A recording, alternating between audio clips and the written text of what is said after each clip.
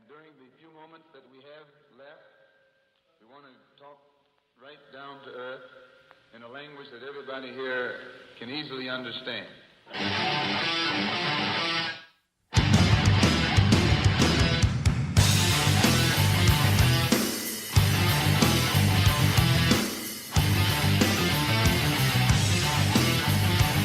Get your gun. Yo, it's the Samurai Showdown.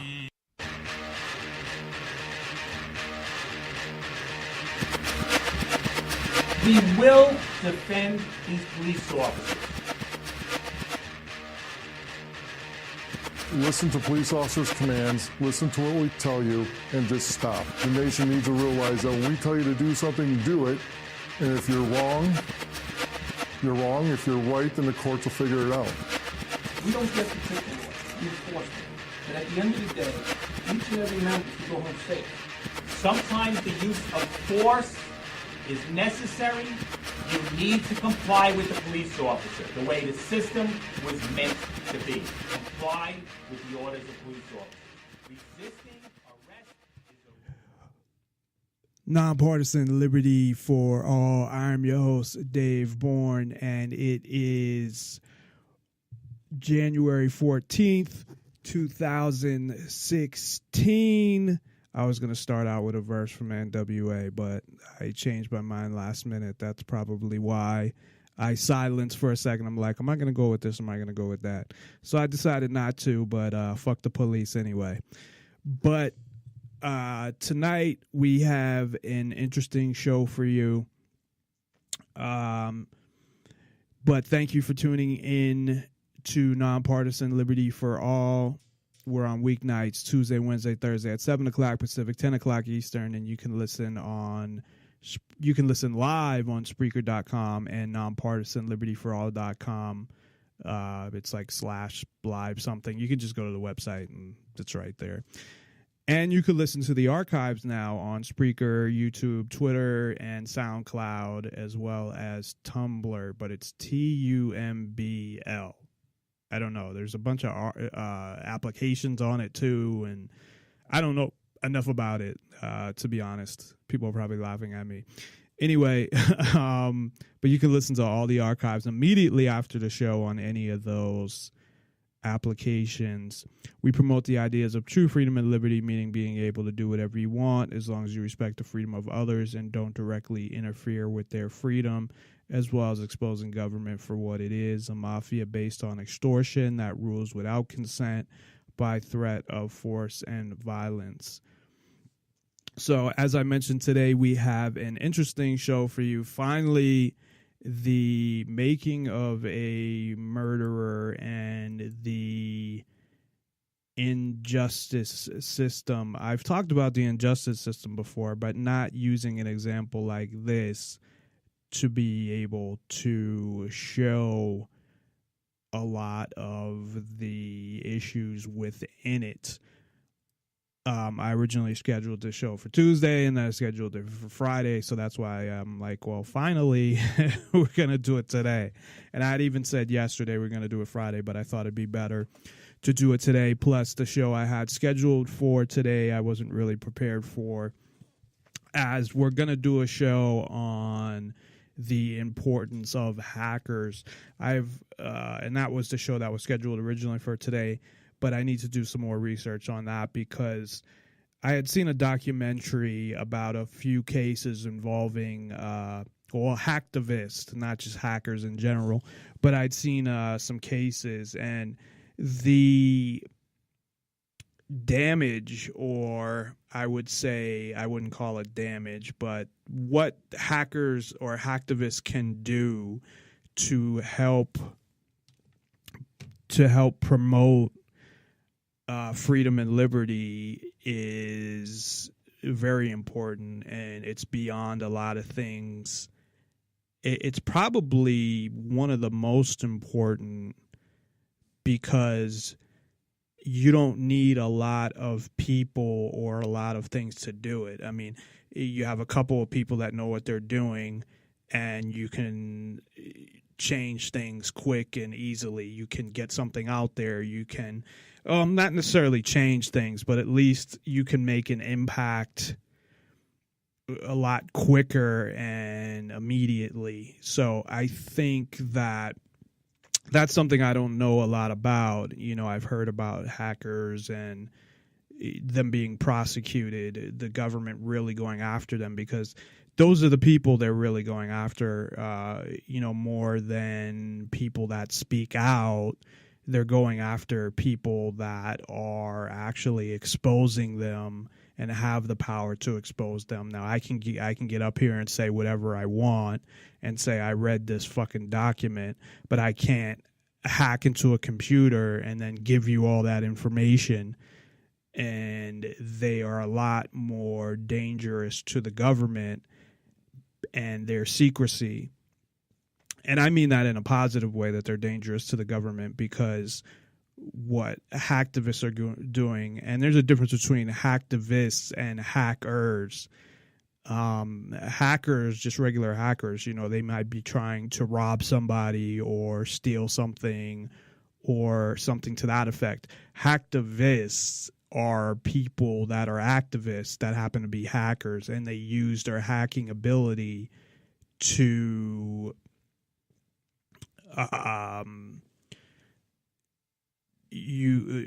express their activism through hacking, just like I express it through a radio show.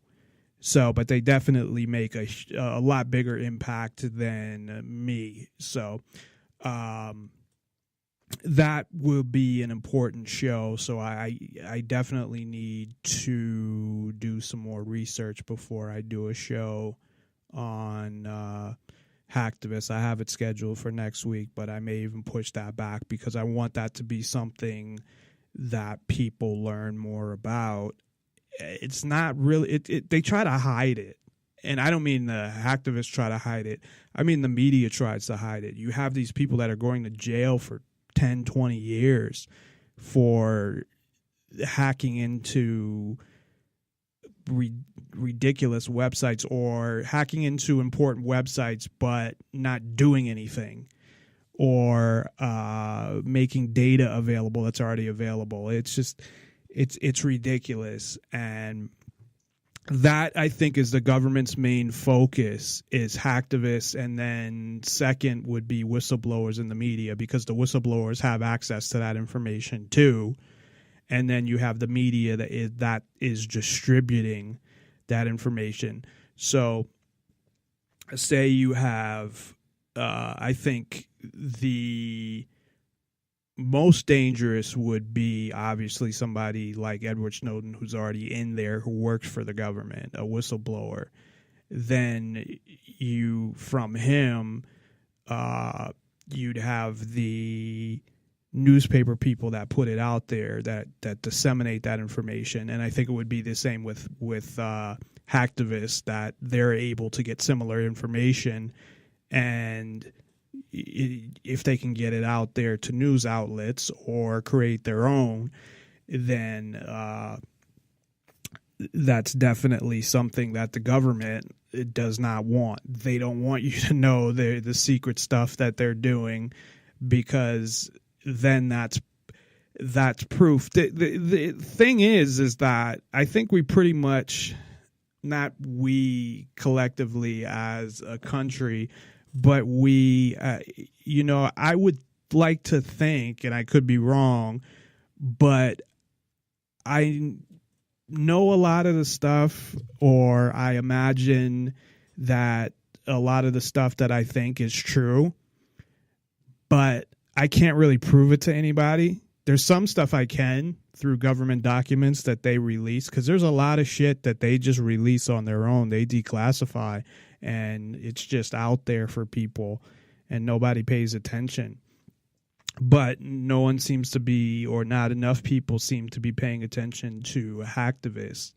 My only thing is that some of them are more leftist and about Occupy Wall Street and things like that, as opposed to just true freedom and liberty.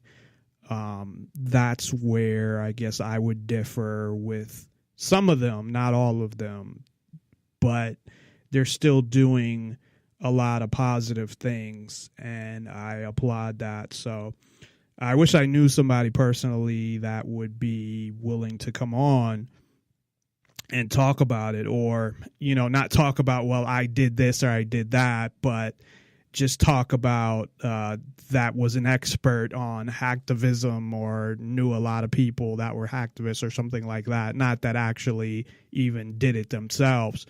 But if I could do it, I would. And I'll say that right now. If I had the abilities, if I had the skills to hack into computers, that's probably what I'd do. And then I'd release shit through website and radio show and all of that. Now, a lot of the stuff. See, here's the problem. Is that even the things that people don't believe anyway, but that have been declassified, I've talked about them tons of times, and people don't seem to care about those. And I'm not just saying me. If like somebody on a big media station talks about them, people don't seem to care. So if a hacktivist says, hey, you know, I got all this data, whatever, same thing. People don't seem to care. I mean, what's the difference? They got more classified data than what got released, but you had Bradley Manning or Chelsea Manning release all that information and get posted on WikiLeaks. You had Snowden, and the effects that you would think it would have, I don't think it had nearly the effect that it should have. And that's why I think a lot of these hacktivists, they end up going to jail for years and years, because nobody cares. No one's paying attention. Nobody's just realizing what they're doing and how important what they do is, and how important it is that these are the people that could join the NSA or the FBI or any of these agencies if they wanted to. But instead, they take their skills and use them for good instead of evil. That's what I would say. So we need more people to go that direction. The unfortunate difference is you're not going to get the money that, you know, and I think a lot of them don't give a fuck about money. They care more about freedom, and I agree.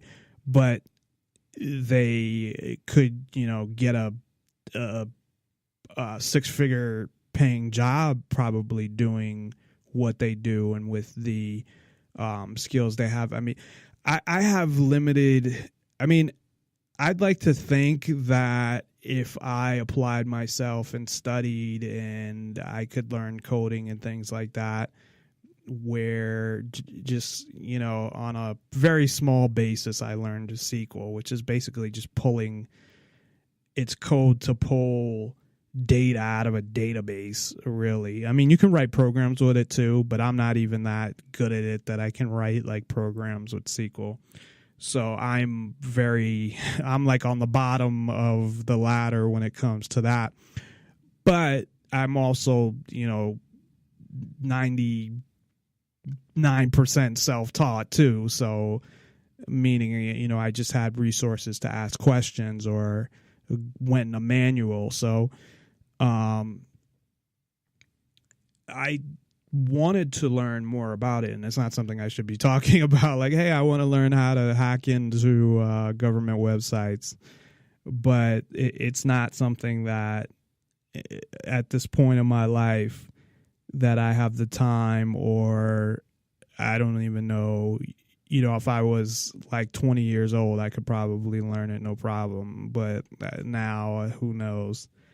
So anyway, I didn't want it to turn it into a big thing, but I will be doing a show on hacktivists, and I want to really focus on how important what they're doing is and how they're going to jail, and not just necessarily hacktivists, but also people that are doing things on the internet that are being attacked by the U.S. government and other governments as well, like the Silk Road and what happened with that. The Silk Road was a website that it was mainly drugs, but it had like legal stuff as well, and it was safer because everybody was anonymous. You rated people like eBay, and you could buy drugs on there and just have them sent to you, and you'd buy them in Bitcoin, and nobody would know who you were, and nobody would get killed or hurt, or there'd be no violence involved. But the U.S. government is a bunch of fucking morons, and we'll see more of that tonight when I start talking about tonight's topic. So that should be next week, but I might push it back another week just to get some more information. It depends how much time I have to get more information. But I did get a lot of information from this documentary. I mean, my show is not something to a show where I'm going to get into real detail. I mean, then I could go on forever. I mean, in 3 hours, I can cover a topic and, cover some other stuff as well, only to a certain extent. So I might just review the documentary, maybe look at some articles and some other stuff, and, just present more of a high level show about hacktivists, because I think it's something that's important and people need to be aware of, and that it's a positive thing, and that I think that is a huge part of the future if we want any type of freedom, because we got to be able to use the same technology against the government that they're using against us. So anyway, that was my little thing on hacktivism that, again, is scheduled for next week, but I may change that. So just check your local nonpartisan Liberty for All pages to find out the specific day and time. And I create an event for every single show, and what I'm trying to remember to do is make sure I post that event on, well, if I create it at a Nonpartisan Liberty for All. So you should be able to find all the events on the Nonpartisan Liberty for All Facebook, no matter what, if you like the page or not. So, because I create them out of there on purpose, so everyone will have access to them. I can't invite everybody that likes that page, but they'll be posted there, so you can look at the events on Nonpartisan Liberty for All, the Facebook page. So anyway, tonight we're going to talk all about, and I don't know if I would have covered this if I knew how big it got. I didn't realize that this has become like a huge fucking thing. And I had seen it on Netflix. I mentioned this. I've seen it on Netflix before, and I thought it was about like fucking murderers and how somebody becomes a murderer, like the analysis of a psychopath or something. And I'm like, I don't want to watch that shit. So that's what I thought it was. And then I had found out, my fiance was like, well, let's watch this. And it's about, something else or whatever. So I'm like, all right. So I watched it, and it was totally different than what I thought it was going to be. But I didn't know how huge it got. When I started doing research on it, it's been on every, CNN talked about it, and Fox, and all the shows that cover crimes. What's her name? Who's a annoying bitch who came out and actually badmouthed it. What's that lady's name? Nancy Grace. And we'll play a clip with Nancy Grace, who she didn't badmouth it to say that. Well, actually, she kind of did, because she said that he's guilty and the show makes him look innocent and whatever. But they keep saying, well, they left stuff out.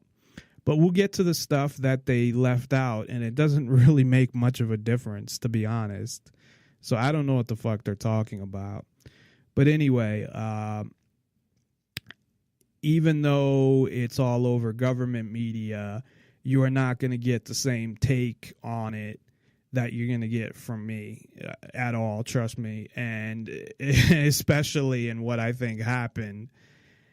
And also, the other thing is my opinion of the injustice system, where they support it. Most of the people speaking upon it are lawyers, and they support the system and all this and that. And they think that, well, a jury said this, so whatever. And or some people have come out and said, well, I think he's not guilty. And, you know, you've had all different kinds of opinions, but I don't think you're going to have any opinion like mine, to be honest. And that's not a like bragging thing. It's just, I'm not a lawyer. I almost went to law school. I looked into it. But even still, I don't believe in government neither. So there you go. I don't believe in the injustice system. They believe in the system, and they realize it has flaws. I don't think that the system just has flaws. I think the whole system has to go and does not work and never did in the first place. So I'm not the type of person who has a problem with, well, the system went in this direction. No, I think the creation of the system, and you can look at a lot of this shit, was fucked up in the first place and gave, you know, starting with giving way too much power to judges, first of all. And that was how it always has been. It has always given the power, that amount of power to judges. That just didn't happen in the past couple of years.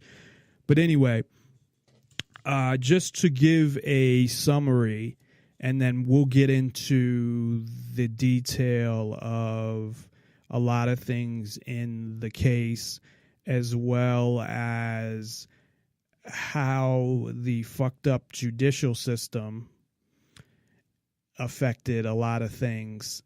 And also how, this is the other thing that I don't hear anybody really talking about, is that this is more the norm to me, at least not this specific case. I mean, granted, this case is kind of unique, and I think you have to admit that. But as far as people getting screwed over by the system, that happens all the time. So I got these statistics from 2010. So first of all, the total charges in 2010 were 98,311, and I think this is just based on how states report, so it could be off, because that seems like it should be way more than that. But it does say nationwide. But again, this was 6 years ago, or about 5 probably, because they probably put it together, as of after December of 2010. But first of all, you want to know how many fucking people actually go to trial? And I've talked about this before. It's like 95%. It's ridiculous. They don't want you to go to trial.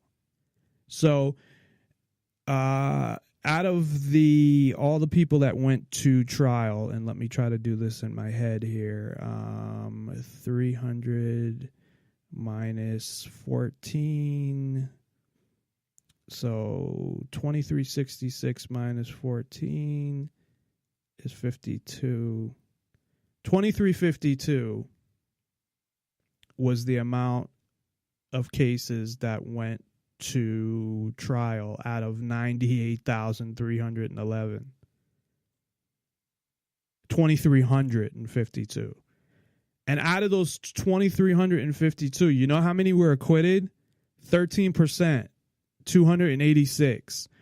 Now, you could tell me one or two things. You could say that the fucking legal system is so great, that they're so good at what they do, meaning that they're just the judges and the prosecutors and the police, they never make any mistakes. They're perfect in everything they do, obviously, because only 13% was actually acquitted by a jury. And that even surprises me as high. And that's 2010. I'm sure that has gone down. Juries seem like robots. The judge says, gives them the instructions, and usually they vote guilty after that. But that's a lot of cases that go to a jury and they're found not guilty. No, it doesn't have judges. So this may be, it didn't say this, but this could be only like serious crimes, because like in my case, it was a minor misdemeanor and I didn't get a jury. I got a judge, a bench trial. But there were a couple articles I had also brought up, and that's where, I got this from. It's funny, though, that on the, uscourts.gov, of course, they try to make it sound all nice and how great the injustice system is, but they don't give any statistics. They may somewhere, and maybe I just couldn't find them, but, it talks about the judicial process and the burden of proof. Oh, the burden of proof is on the government, and the pretrial and the trial and the sentencing, and it puts it into this like, oh, yeah, it's fair, and it's just a bunch of shit. There is statistic and reports. I didn't get a chance to go through all of these, unfortunately, but at some point I should, because these are all the government's facts and figures, but it's all like different courts. I'd have to find criminal. Oh, there we go. Criminal cases and defendants filed. So at some point, I'll have to do a show on these because it will be something, trust me, that will take a long time to put together. This was kind of a last minute thing where I spent the majority of time on the putting together all the facts in the case and all of that stuff and going through all that, as opposed to looking at statistics regarding the legal system. But I did find that one that I brought up about, the majority of them. One, I mentioned this before, something like 95 to 97% don't even go to trial. And then on top of that, of course, you have the issue of most people that go to trial are found guilty. So sounds like a pretty rigged fucking system to me. And I wonder about, so the statistics I gave for 2010, looking at that, I wonder, now my screen's all fucked up because it's like splitting my screen and giving me the other page. Okay, there we go. I wonder, based on, what type of people. So did the people that got off, were they, how much did they pay for their lawyer? Were they middle-class people? Were they rich people? Were they somebody who was considered important to the community? Usually those cases, though, will probably get dropped before that, but maybe not. But you have that, too. I mean, justice costs a lot of fucking money. So in this case, I think it was, I know he ended up getting $400,000, but I don't think he spent the whole $400,000. But it was something like $200,000 or $300,000 on for a murder case. So if you want some really good lawyers in a murder trial, you're talking about in the $100,000s. So what does that mean? Because you're poor and you're accused of murder? I mean, I'm not poor, but I couldn't afford a great defense in a murder trial. I mean, I can't afford $100,000 to pay to a fucking lawyer. Actually, it costs more than that if you want a, better attorney. I think OJ paid millions in his case. So justice is it's very subjective, and it costs a lot of money.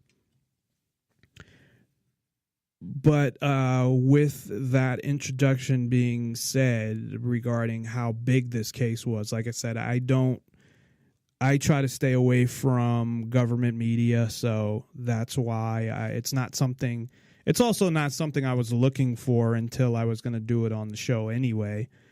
So that's why I didn't know that it was as big as it was. But you'll definitely get, I think, something out of it, out of the show and out of my opinion. You might not agree with me, but especially if you haven't seen it, or even if you have seen it, I think you'll get more out of it than you would from some government media broadcast where they rush through it and talk a bunch of shit.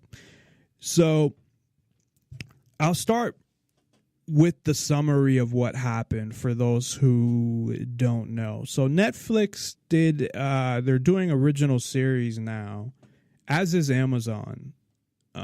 They're doing original series. I actually did a show on the man in the Iron Castle, and that's where the Japanese and the Germans win World War II, and they have control of the U.S. And I suggest you watch that as well if you have Amazon Prime, or even if you don't, you can pay for it, I guess. But Netflix is doing a lot of its original series that are getting a lot of attention. Like, I think the Orange is the New Black is in a Netflix original series as well. But this is their first season. I'm assuming they'll do multiple seasons with different cases. But in this case, you had a man, Steve Avery, and he was arrested initially at the age of 23. He was arrested for sexual assault and battery on a woman at I want to say beach, but do they have beaches in Wisconsin? It doesn't touch the ocean. It must be a lake that's like a beach type. If you've been to a lake, there's sand. It looks like a beach.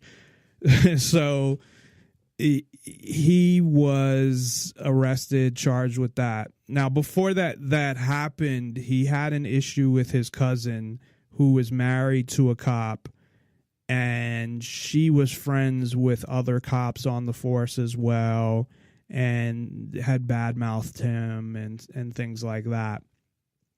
So, and I'll get to some other stuff in his past that we'll start out with.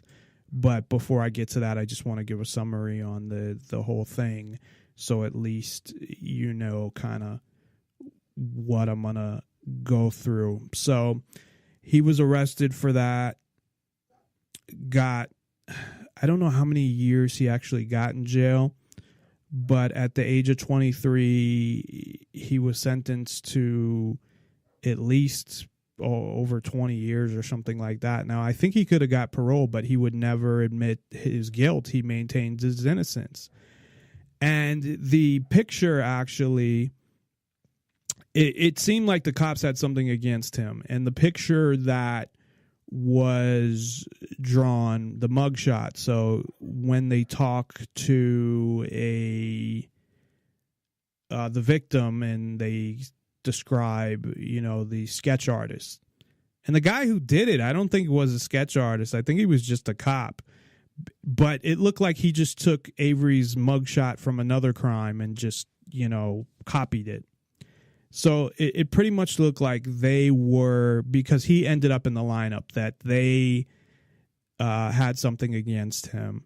And then he was identified as the person who did it, maintained his innocence for 18 years. Then finally they came up with as things advanced, a DNA test that was not only able to disqualify him, but to match the person that they thought it was all along, because there was a guy who was a sex offender that was actually being was being surveilled at the time. And I guess at the moment that happened, the cops took the surveillance off because they had to do something else, and they weren't there when it had happened.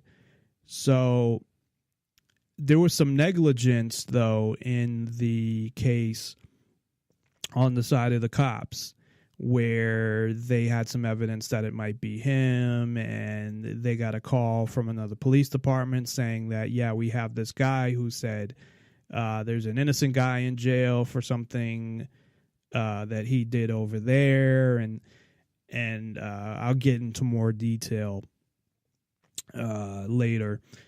So anyway, so he gets released. He goes to sue. Obviously, he loses 18 years of his life. He sues for $36 million. For some reason, the county and possibly the actual some of the officers involved are going to be held liable for the suit. Now, that I still don't understand, but it was something with the insurance, I guess, where they weren't going to cover it because of something. I'm still not clear why, but it would bankrupt, obviously, the county. And this is in Mariwaka County or Maricopa. It's Maricopa or something.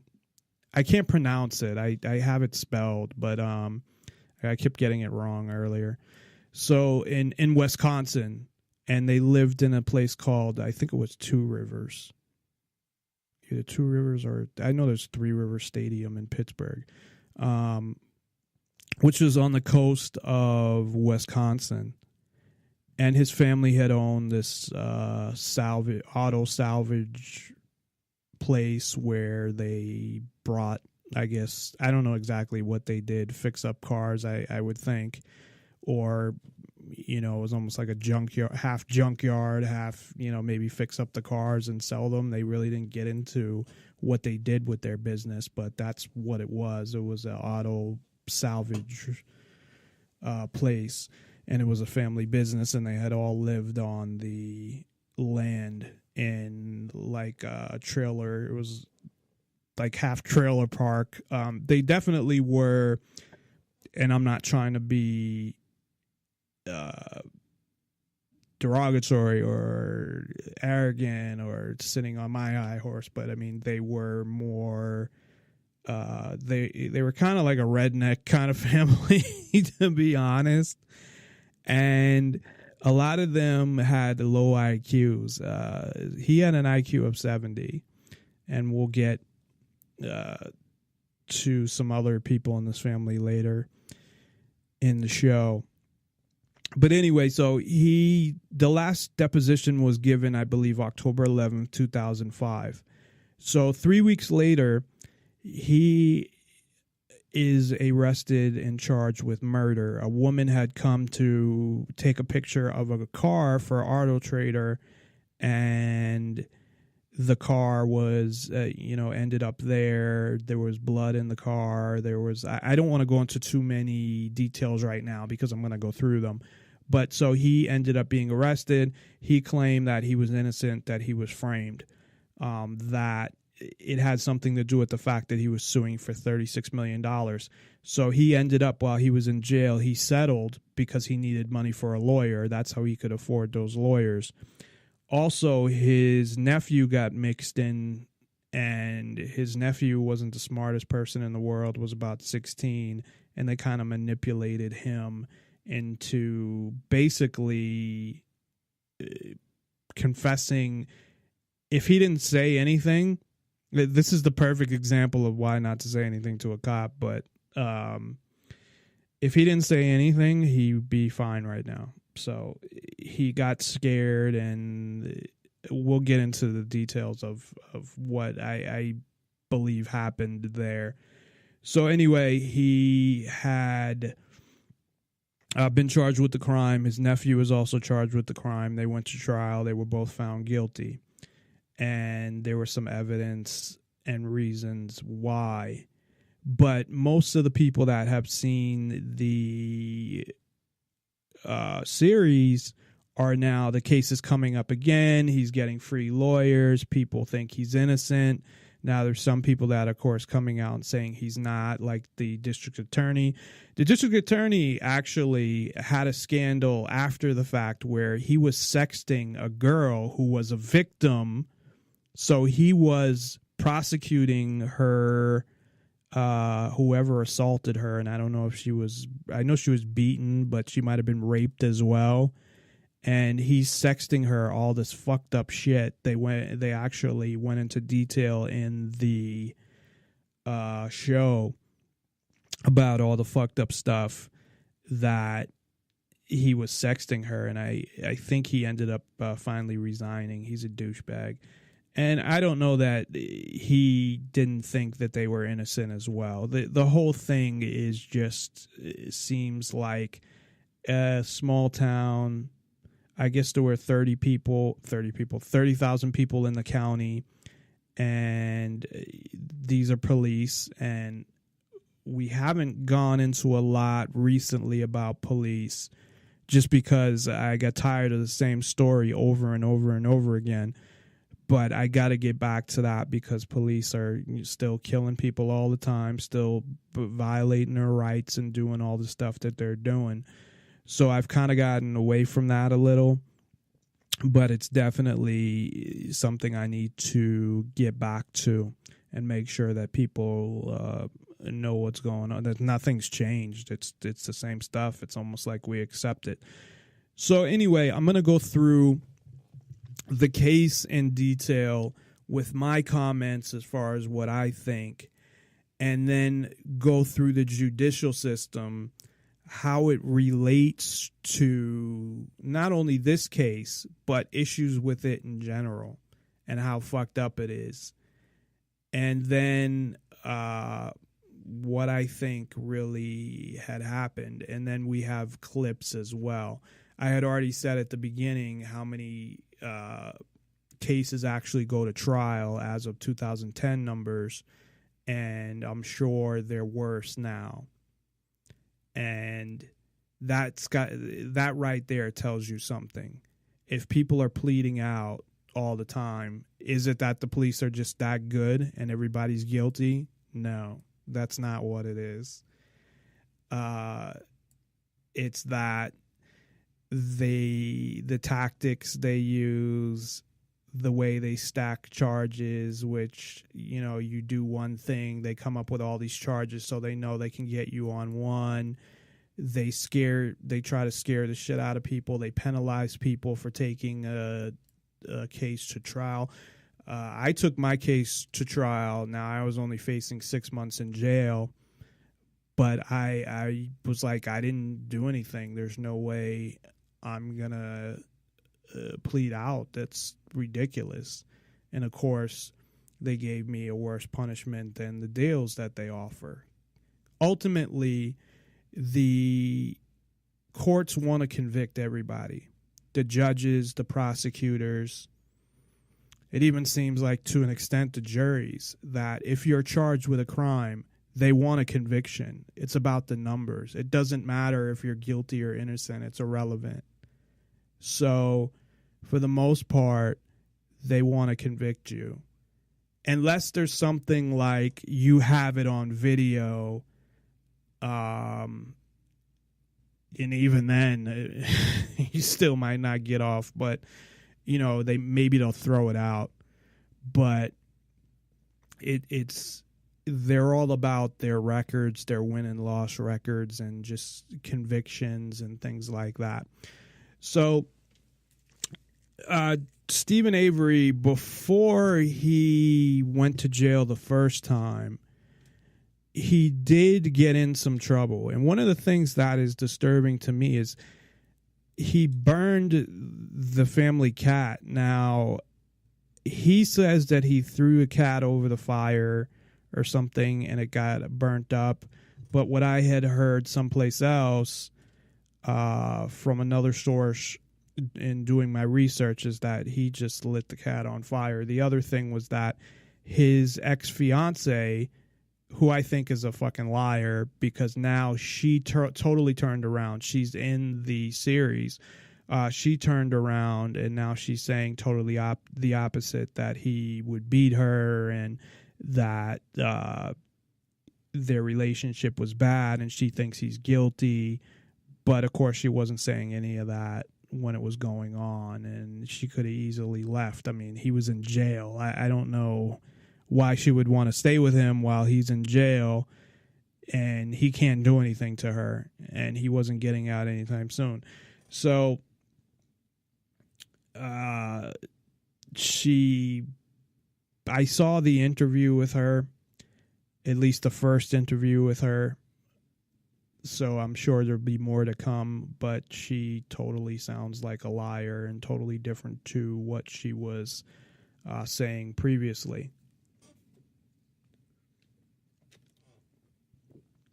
So there were some allegations of rape, but it was more rumors. They never went to court. He was never arrested, nothing, never charged with anything, never summoned. So you can't really take that as anything, to be honest. Just because, maybe he was pushy with girls where, trying to get them to have sex with him or something along those lines. But there was nothing that came out of that. Nothing that, like I said, it wasn't even an arrest. It wasn't like he was arrested and found not guilty, or they investigated it and found there's not enough evidence. It was just like rumors around town. That's all that was. That wasn't in the video, but I had got that from another source. But that, again, I would pretty much throw that out because of the fact that it was never even investigated. So it was just kind of rumors around town. So the other thing, he was arrested, and I think there were two things he was arrested for that I'm aware of. It was the cat, which is pretty bad. You think of somebody burning up a cat. That really, as somebody who's loves cats, or loves certain cats anyway. I love my cats because they're really friendly and they're like dogs. I don't love everybody else's cats. However, I do not want to see any animals getting hurt in any way, especially something like that. So I had to, when I heard that, because initially he said, and it said this in the documentary, that they made it out more that, well, he was a young kid and he threw the cat over the fire. But then I had heard that he actually put gasoline on the cat and lit it up. So I don't know which is true, but it's pretty bad either way. So he was arrested for that. And then his cousin was saying, and it sounded like from the documentary, that the guy who really committed the offense, that he was in jail for 18 years and got released, was the guy who was doing this. His cousin was spreading rumors that he was outside, like masturbating in front of people and standing outside his house with his penis out or something. And then she kind of changed her story in her interview. She said, well, he was out with his penis out. And then really it got down to, well, he had sex with his wife on the lawn and people could see. And I don't really look at that as a big, so what? The having sex with your wife on the lawn. I mean, I guess some people are exhibitionists. I don't think it's a big deal. I guess it depends how much they showed, but either way, I mean, so whatever. So she was spreading rumors about him. So he kind of ran her off the road. It wasn't as bad as when they say run her off the road. It wasn't as bad as that sounds, but, she was fine. she didn't get hurt or anything. And I think it was just him and her on the road. And he pulled out a gun. He claims the gun was not loaded, though. So it looked like he was just trying to scare her and to stop talking about him. But as I said, he has an IQ of 70, at least when he was tested, I think when he was younger, which is borderline retarded. Although he doesn't come off as stupid as his nephew does, when we'll talk about him later.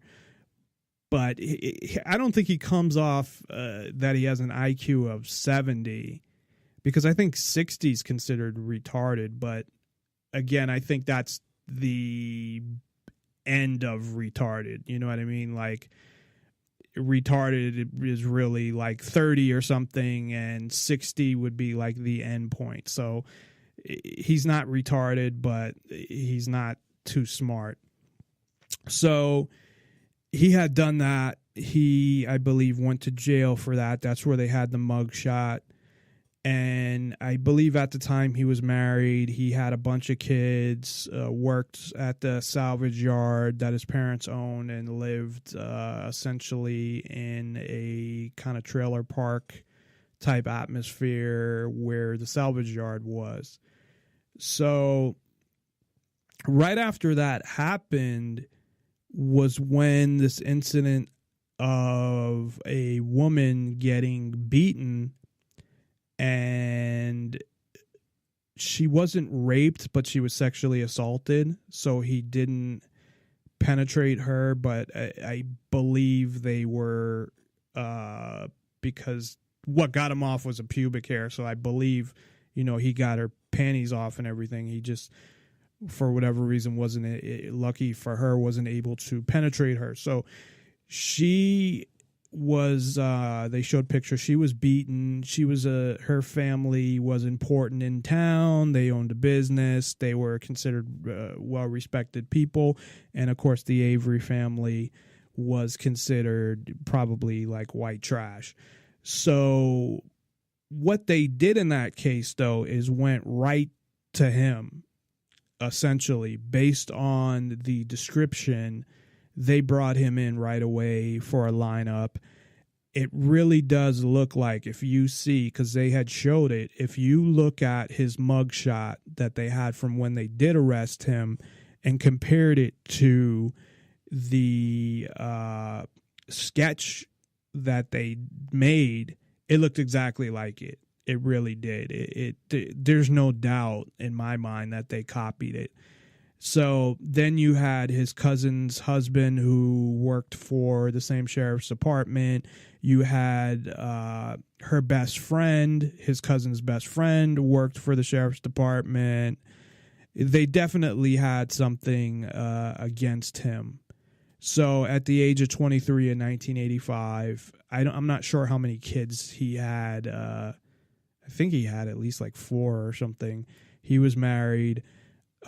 He went to jail. I'm not sure on the exact sentence, but what they were saying was that they will not parole you unless you apologize and admit your guilt. And he would not admit his guilt because he's like, I didn't do this. I'm not going to admit that I'm guilty, and hopefully something will happen that will get me out of here. So they were able to, as DNA testing continued to advance and the technology continued to advance, and anyone who watched any of the OJ trial, and I know actually that's been over 20 years now, so I don't know if that many people in the audience actually watched it. I remember at the time I saw a lot of it. And I remember my father was like watching the whole fucking trial. So I saw a lot of the OJ trial, actually. That went on forever. It seemed like it went on forever. I don't know how long it actually went on for, but it was on Court TV and it was on for a while. But there was something that they looked at in 94 or 95, and that wasn't enough. But I guess in 2003, Now, I don't know if this was because of an advancement, because I didn't think there was much that advanced between, 95 and 2003. I knew that now they had DNA evidence, and I wasn't following it neither. So it wouldn't be something that I would be aware of that, oh, well, there's new DNA technology. I just know that they have DNA evidence. So what they were able to do, and he was lucky, they were able to take one pubic hair. That was the only one, because there was another one that didn't have a root, and then the rest of them were hers. So I guess if they don't have the root now, at least in 2003, I don't know about now, which is an interesting thing to know, because make sure you don't ever leave... Because I thought about that. I'm like, how come so much more people aren't getting caught for crimes? Because people shed hair all the time.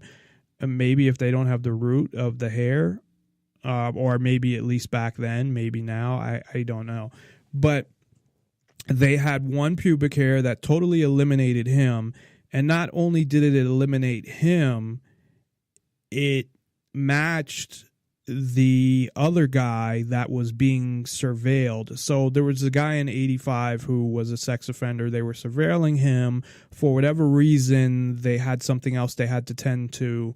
So they weren't there when that assault and attempted rape took place. But in, I believe, 95 or 96, he said he was arrested in another county. And he told that county and said, well, there's some other guy in jail for something I did. And they got a call from a police detective in that county, and they didn't do anything about it. What was funny was they wrote a report after they released him, or the day, to try to cover their asses. So they knew that they were in some trouble. Also, in the actual case file on Steven Avery, they had something on this guy, and I can't remember his full name. It was Glenn something.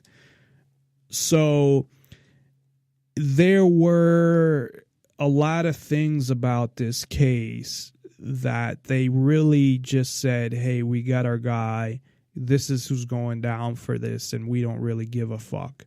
With all the issues with his cousin and her husband and her friends in the department, and also the other issues he had in the past, getting arrested, and as far as his family and his family name. So they wanted him for that crime, and they didn't really give a fuck. So they ignored the call.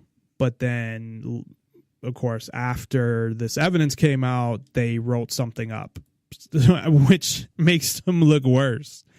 I think they would have been better off if they didn't write anything up and said, oh, well, I transferred the call to somebody else. I thought they did it, and just made it into more of a confusion more than, oh, look, we're covering our ass.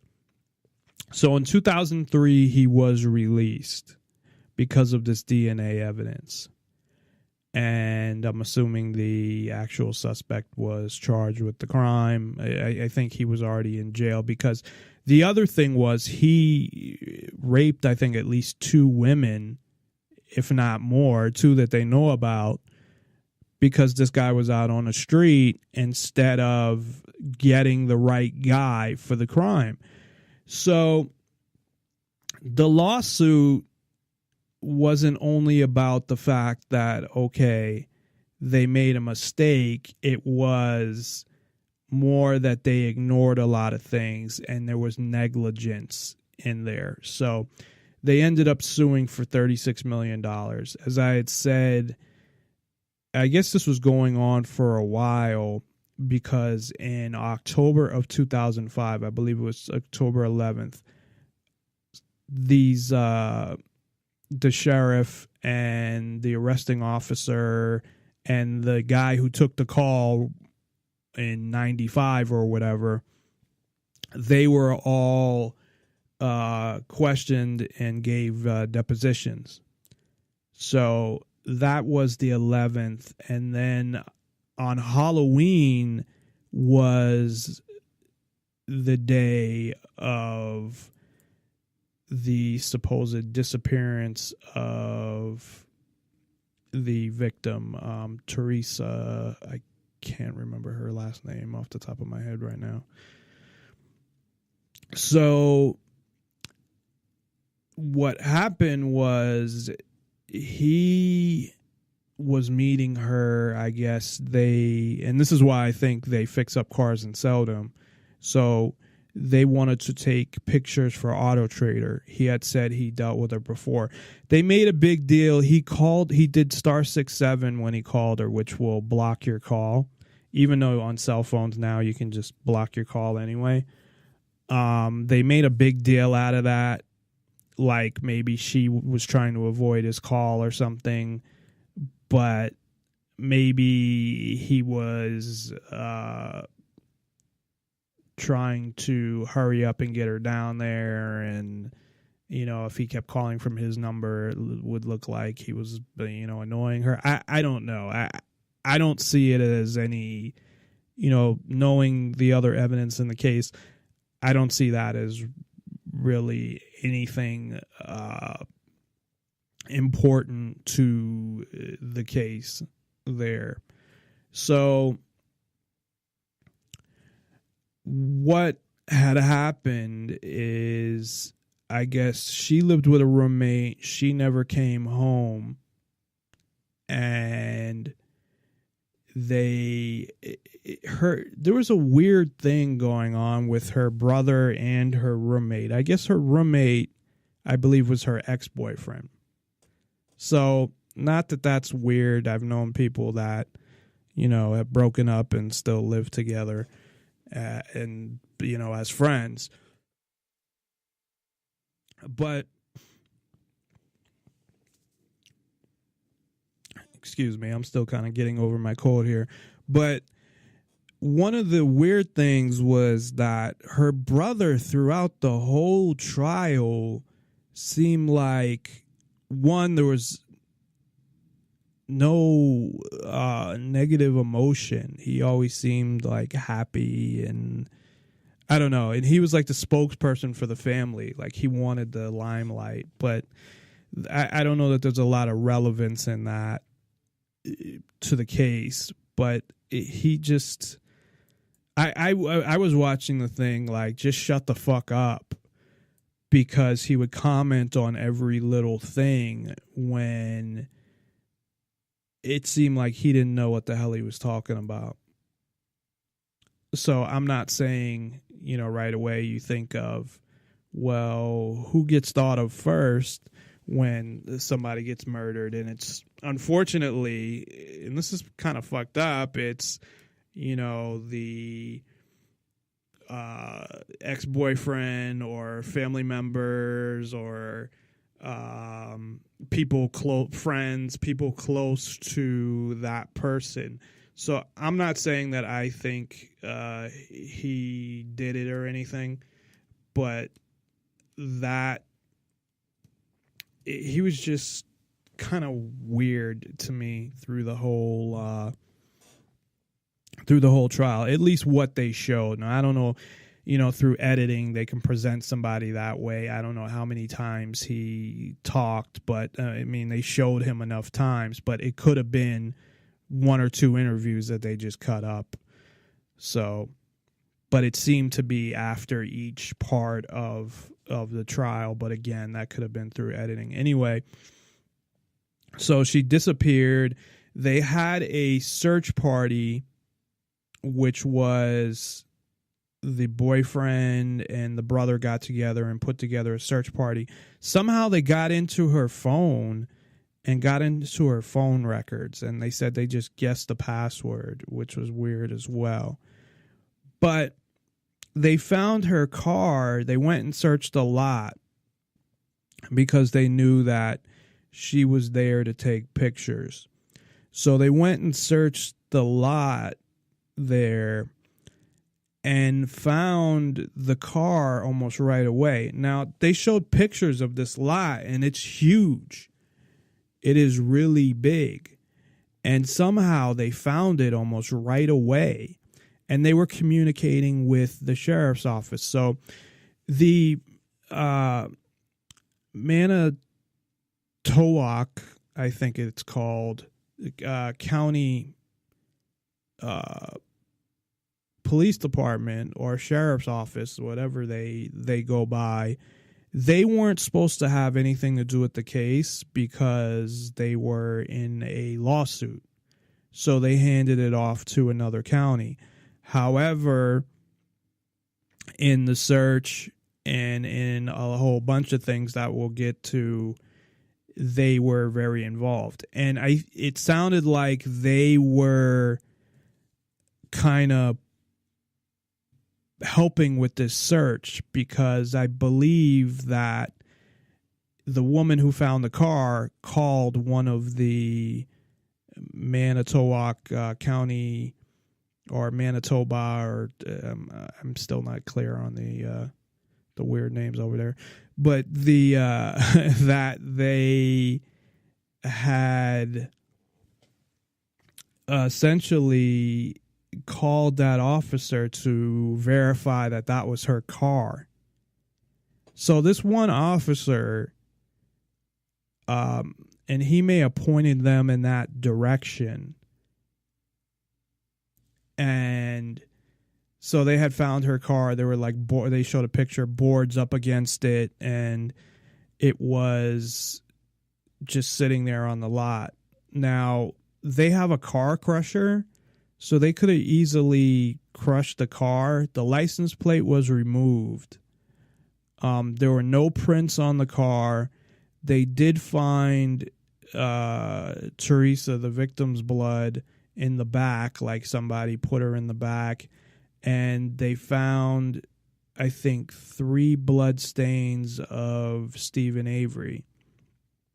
Now, he had claimed that he was framed and there was blood on file from previously, from his previous case.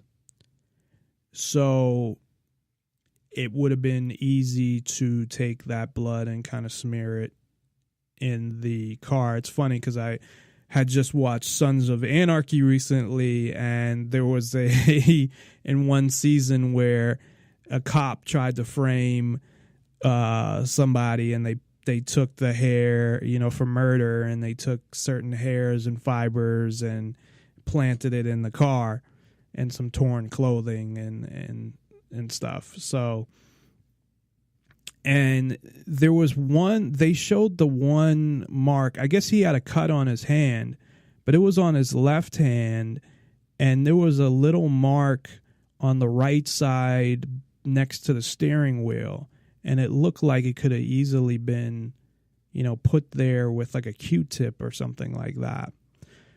But anyway, first they closed down the property for 8 days. Now, I've never heard something like that, and everybody who commented on this, including lawyers, were saying that that's crazy. That how can they close down their property for 8 days? And they had to leave it. So everybody who lived on the property and their business, they had to close for 8 days, which doesn't really make any sense. You would think, okay, first of all, while they're searching it, that you can be there, especially if they're searching the outside. I don't know why you can't be in your house. That doesn't make any sense. And 8 days, who knows what could have been done in that time. So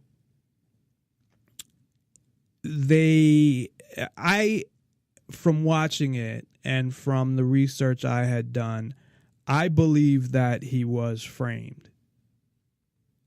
And the evidence that they had, actually, we'll take a quick break because I have a lot of clips to play. And when they come back, we'll talk about the evidence that they had in the case, which really wasn't a lot and was discovered by mysterious circumstances. So first I want to play Nancy Grace, so let me find that. And we'll play a couple other clips as well because that's a short clip. So we'll be right back after this. NonpartisanLibertyForAll.com. If you have any comments, you can call in at 702-470-7664. Again, that's 702-470-7664. Or you can Skype in to the show, username Nonpartisan Liberty for All. Just send a contact request and your name and where you're calling from. And if you're calling in, if you could text first and just text your name and where you're calling from and what you want to talk about. So we'll be right back after this. Again, check us out at nonpartisanlibertyforall.com. That's the wrong one. Here we go. Nancy Grace. So, did he do it? I want to talk to one person who says Avery is absolutely guilty and that Netflix performed a miscarriage of justice with this docuseries. She is the one and only Nancy Grace. Nancy Grace, what's fascinating, too, about your perspective, good to see you, is that you interviewed Steven Avery back in 2005 when he was still under investigation. Let's listen to that. In this case, do you think you're being framed? Yeah, I'm being set up because of my lawsuit and everything else. Because of your previous incarceration, you're suing? Yeah. And they set me up then. Well, do you think it has anything to do with her car being found at your auto shop? No. I think it's because of my name and what I went through from them. Has the Netflix series, though, has that changed your opinion of all of this in any way? Okay, no offense, but it doesn't matter what you or I or anybody else at Netflix or all the viewers think. It doesn't matter. What matters is what that jury thought. And no, the Netflix series has not convinced me that he is innocent. It has convinced me that there is bias in the media. They did what they thought would sell. I was there. I know the facts that were presented to this jury. Her blood is found on a bullet in his garage, a bullet that was absolutely fired from his gun. His blood is found in 6 spots in her vehicle. He told me out of his own mouth that she was there at his place, called over by him, although he star 67 his number and disguised who he was, for her to come take a photo there for Auto Trader. He had, on another occasion, come to the door wearing nothing but a towel. So she didn't want to go back, but she wanted to keep her job. So she went back to take the picture. That's the last time she's known alive. And not only that, possibly the most important is her bones, her charred bones, found intertwined in steel belts of tires out behind his auto salvage lot. All right. I'm hearing all the details and the facts, but here's the you talk about bias, and then you have the other camp who's saying, well, hang on, the Avery family, they think that the small town cops in Manitowoc County, they had some sort of bias or vendetta against him. The county was about to pay a ton of money for his wrongful imprisonment lawsuit. Why not buy that? The reason I am not buying that is because this so-called conspiracy would have to include lawmen, lawwomen, and prosecutors from 2 separate counties, Manitowoc and Calumet. How could they have done it? I mean, think through his theory. To do that, police would have to go and kill Teresa Halbach. They would have to be in on him calling her over the day she is murdered. They had a hand in that, and him disguising his identity. How would they place, and this is a very troubling aspect of the case, his sweat, not blood, not semen, not saliva, his sweat is found under the hood of her car. Now, how are police going to get his sweat and plant it under her hood? Her car found on his property? Let me let me throw something else at you, though. Okay. What about how the film sort of, you know, without overtly saying it, I mean, there are all these examples about how this family, the Avery family, not totally even educated to understand their legal rights, sometimes don't know the difference between, you know, a cop and an attorney. Avery allows his property to be searched without first calling up a lawyer. What about that? Okay, are you suggesting that because they don't have a law degree, that he can't commit a murder? Because that doesn't make any sense. That's a non sequitur. That does not follow. Maybe he doesn't have a law degree. Maybe he didn't go to college. But he darn well could commit a murder. And of course his family believes in him. What mother wouldn't believe her son that she loves? I would believe my son. It'd be over my cold, dead body. I would think that my son would do a thing like this. Of course they don't believe it. Everyone is talking about this docuseries. There's one perspective from Nancy Grace. Nancy Grace, thank you so much. We watch Nancy.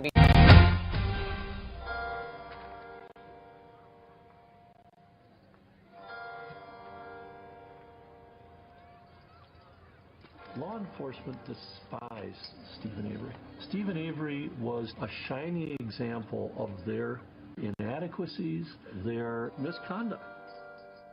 No one ever intended to do anybody any harm by this. We firmly believe that we had the guilty party at the time. Welcome home. This was one of the biggest miscarriages of justice I ever saw in 20 years of criminal defense work and thousands of cases. That was a clip from the Netflix series Making a Murderer that has gained a lot of attention and some criticism. The series tells the story of Steven Avery, the man on the left, and his nephew Brendan Dassey on the right. Avery was released from prison after serving 18 years for an alleged rape that he did not commit. Shortly after his release, Avery, along with his nephew, was arrested and convicted of murdering a different woman, Teresa Halbach. And now there are questions about whether he did that crime. Judge Janine Pirro is host of Justice with Judge Janine and a former Westchester County, New York District Attorney. The district attorney. Judge, good to see you. Good to see you. There's such a movement now in this country to get him released from prison again. Just because he's a victim of the system once doesn't mean it happened again. And in fact, the odds of it happening twice, you tell me. I don't believe in coincidence in these kinds of cases. But I have looked at this case, and there is evidence beyond a reasonable doubt that 12 jurors unanimously believed that this guy Avery killed the victim in this case, a 28-year-old woman. There's no question he called her. She was at his junkyard. She was there to take a picture. He said she left, but the only people to see her were the people who were at his place. Her bones are found near the house. Her DNA is on a bullet fragment in the garage with her blood.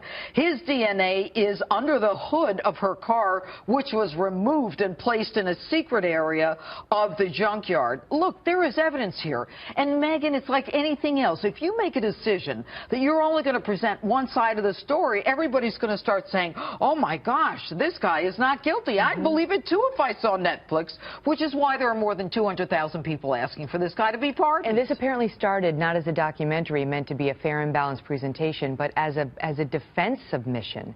And only when, this is what the prosecutor said, that only once Netflix got interested did they start to pepper in some more facts from the other side so it could appear balanced. But that does taint the piece a bit, does it not? Well, it clearly taints the piece, because when you look at the evidence that was not presented in this documentary, as they call it, then you realize that what they did was try to sway their audience. This isn't a documentary. I don't believe it is a documentary.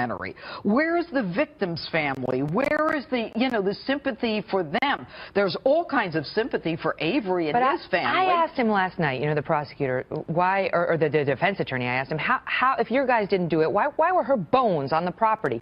He said, we believe they were burned someplace else, and that the campfire they set in the backyard could not have burned the bones in that way. Oh, that's hogwash. You can burn those bones the way they were burned, 20 feet from where this guy Avery lives. And to follow that line of reasoning, Megan, you would have to believe that the police, the prosecutors, the crime lab technicians in 2 different counties, remember there are 2 counties involved here, all got together and said, let's kill this 28-year-old woman and blame it on Avery, and let's move her bones from here to there, when everyone knows she was at that junkyard doing her job, that she had said to her boss, the guy gives me the creeps, I don't want to go back. She was afraid of him. That he had called her. He called her and he used *67 to cover up that he was calling her, and then calls her to make believe on a direct line that she never came and he was trying to get her there. The other thing that is disturbing is his talk of torture, of building a torture chamber while he was in prison serving a wrongful sentence.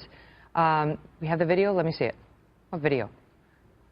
Oh, of the handcuffs that were introduced at trial. I'm talking about his statement in jail that he wanted to build a torture chamber. He described to other prisoners the fact that he had what he called a dream torture chamber. He actually drew it for another inmate of what he wanted to do to young women. He wanted to rape them and kill them.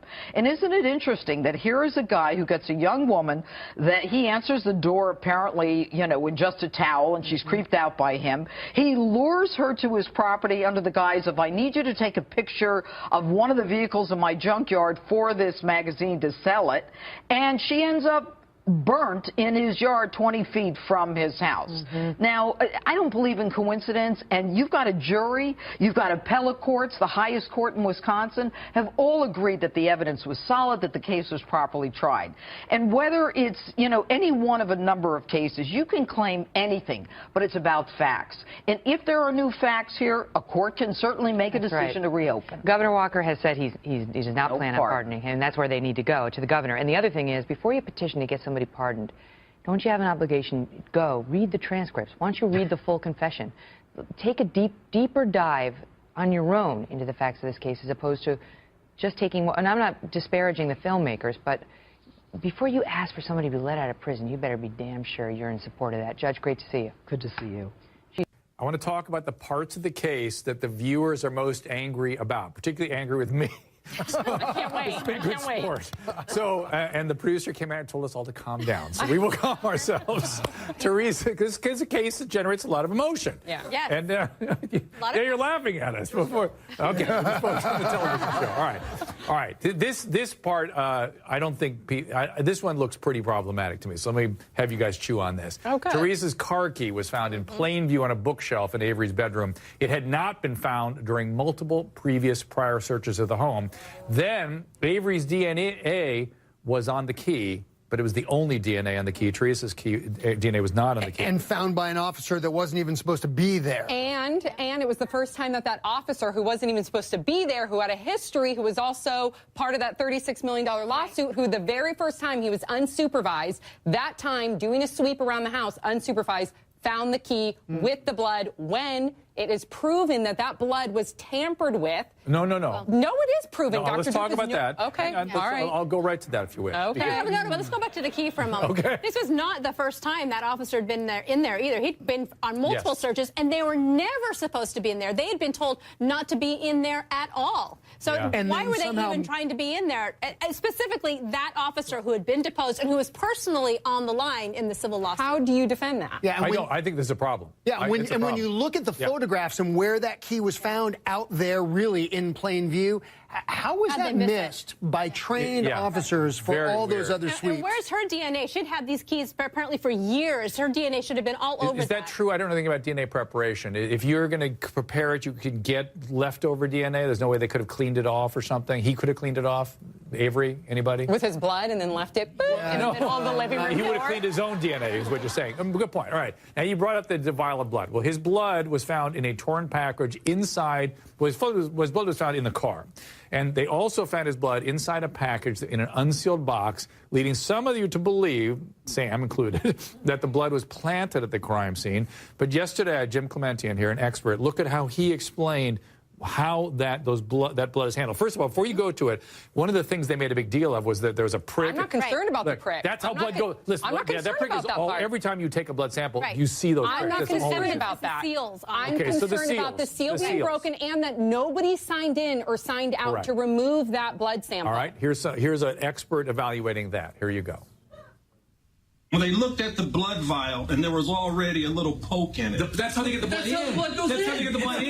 There's always a mark like that whenever you draw somebody's blood. I was yelling at I know there's a mark like that, but when it's ripped and everything like that, all right, evidence tape like that is meant to be put on and ripped the first time it's tested. It has to be ripped. It cannot be taken off. So that means it was tested and properly ripped. Then, instead of putting more evidence tape on, they put cellophane tape. That's the problem with this case. They didn't put another piece of evidence tape and sign that and date it. That should have been done. That's the problem. Okay. Okay, so it wasn't that somebody tampered with it or broke the tape. It was that they didn't follow procedure and reseal it. But then you don't know if it was because it was being tampered or if they were going in there legitimately. But if they were doing it correctly, you always put another. There's levels of tape on there for every time they go in, and the person initials it and dates it, so they know every single person that's going in there. Right. So Darren will even. Right. So my defense attorney here will even agree with that. But so it was either tampered or is either incompetence or liar with that, right? It could have been incompetence. No, you're exactly right. Somebody went in there and did not follow the procedure, whether it was being tampered with or otherwise. Right, so liar or incompetent on that one. So that has some wiggle room. The prosecutor claimed Teresa was killed either in Avery's bedroom or in his garage. None of her DNA, nor blood, nor hair, or skin, or anything was found in the garage nor in the bedroom, but it was found inside the car with lots of blood. But the issue of the bedroom, her blood in the bedroom, was based on what the nephew reported. Well, the nephew reported that he cut her throat in the bedroom, and there was no blood anywhere in the bedroom. So that throws a real question on that kid's testimony, which we'll get into a little bit later. Or B, could he have cleaned all that up? Is it possible? Dr. Drew, if he cleaned everything up with bleach, that would have erased his DNA too. His DNA, Steven Avery's DNA, was all over his house. The police claim that he killed her in his garage, but his DNA was everywhere, but not one speck of her DNA. Except on the bullet. Which was found 5 months later, Dr. Drew, 5 months later. Promoting the ideas of true freedom and liberty, nonpartisan liberty for all radio with Dave Bourne.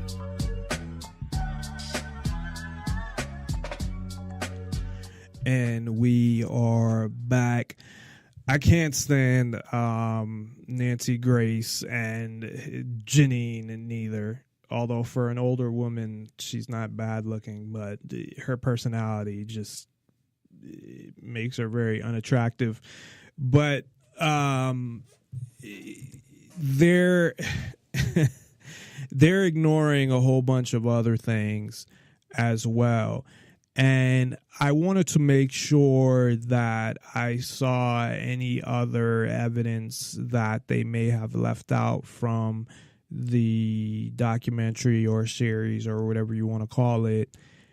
And to address, well, first of all, I'll go through the evidence and we can address some of their points. But to address one of their points, I found out that there was an incident where he did answer the door or something in a towel, but that was, from what I understand, that whole thing was blown up, that she didn't want to go there or that she was scared to go there or anything like that. That was not the case.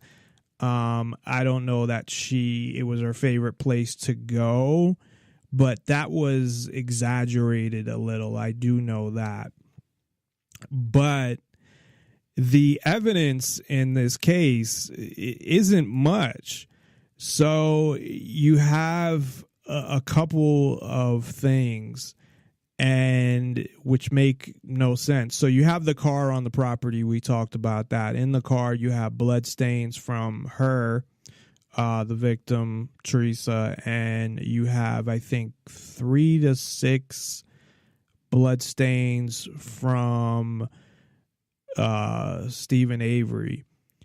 Now, first of all, I mean, just common sense, and that really doesn't mean anything because people do weird things, but you would think that, okay, this guy's about to get a big amount of money, move on with his life after being in jail for 18 years, and why would he all of a sudden just, 3 weeks after a deposition, do something like this. Maybe he thought, hey, well, I could just say they framed me and I could easily get away with this. I don't know what was going through his head if he did do it, which I don't think he did because of a lot of reasons, and we'll get to those.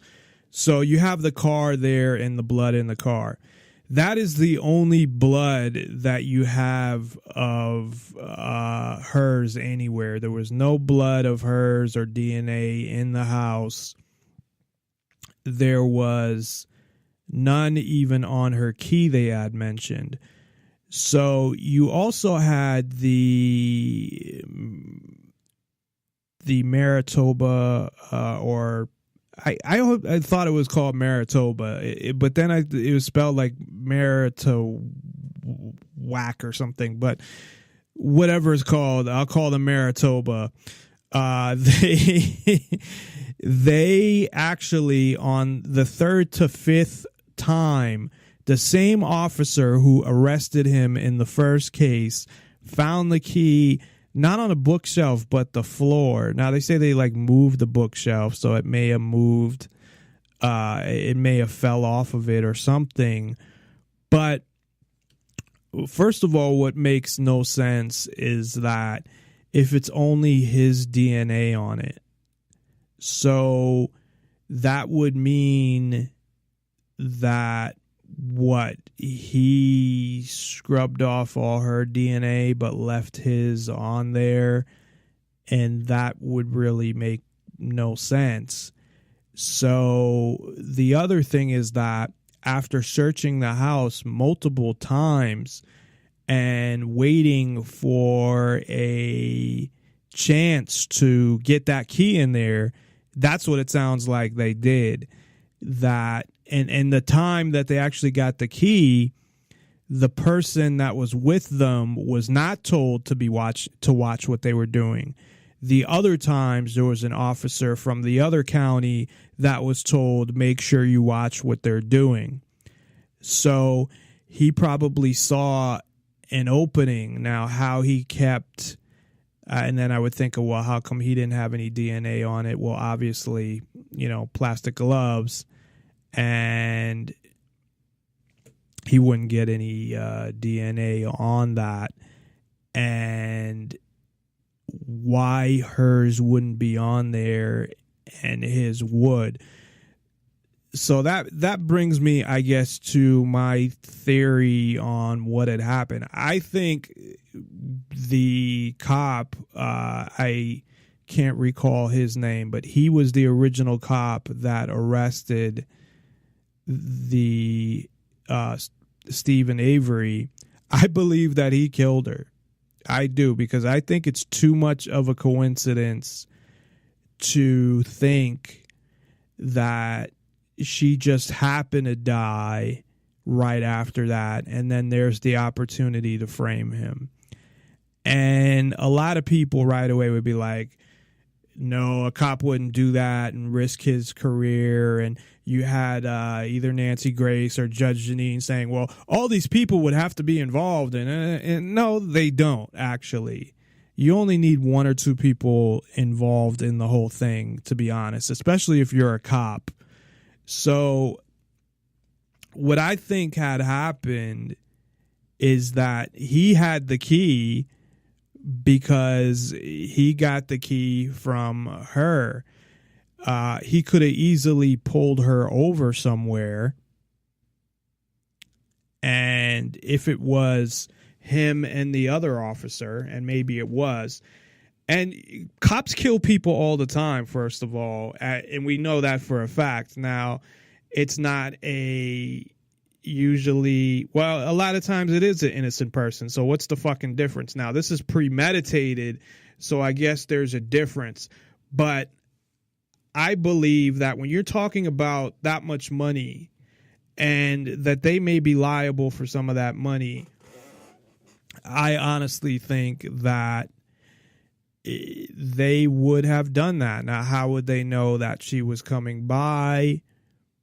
I don't know. They could have been monitoring his phones they could have known from other people that had known she was coming by. So, or they could have actually stopped her, you know, after she left, knowing that she had just been there. Now, it's hard to sit there and put some theory together, and that's all this is. It's just a theory. But what if you look at what else could have happened? They claim that she was killed either in his trailer or in his garage. And they had also said, and I had not heard this, and I'm sure it's being exaggerated, but that he had drawn something in jail of some room or something. Whatever people do in jail, I wouldn't take too seriously, just because of the fact that maybe he was trying to impress people. Maybe he was trying to show people how nuts or crazy he is. When you're and I don't know if it was maximum security, but it must have been up there. I don't think, you know, some people will say they're guilty just to scare people away. So if there was something that he drew in jail or said in jail, that to me doesn't really mean much. So the evidence that you have it's all evidence that was found by the same officer. So you have the key, you have the blood in the car, and I believe he was the first to get to the car, but it wouldn't matter if he was there before the fact. And that's the whole thing about knowing where the car is, where those women went right to the spot, and I think they were being directed by him. So he could have pulled her over. He could have killed her and put her in the back of the car. First of all, if they were going to kill her and bury the bones right there, why would they put her in the back of the car? So that's a fact that she was in the back of the car. It was a RAV4. So the very back, you know, like the back seat, or not back seat, but the way back there, that's where her blood was found. Like her head was leaning against the side there, or the corner there. So she was definitely put there. So she could have been put there. His blood, he did have a cut on his left hand. How that happened, I don't know.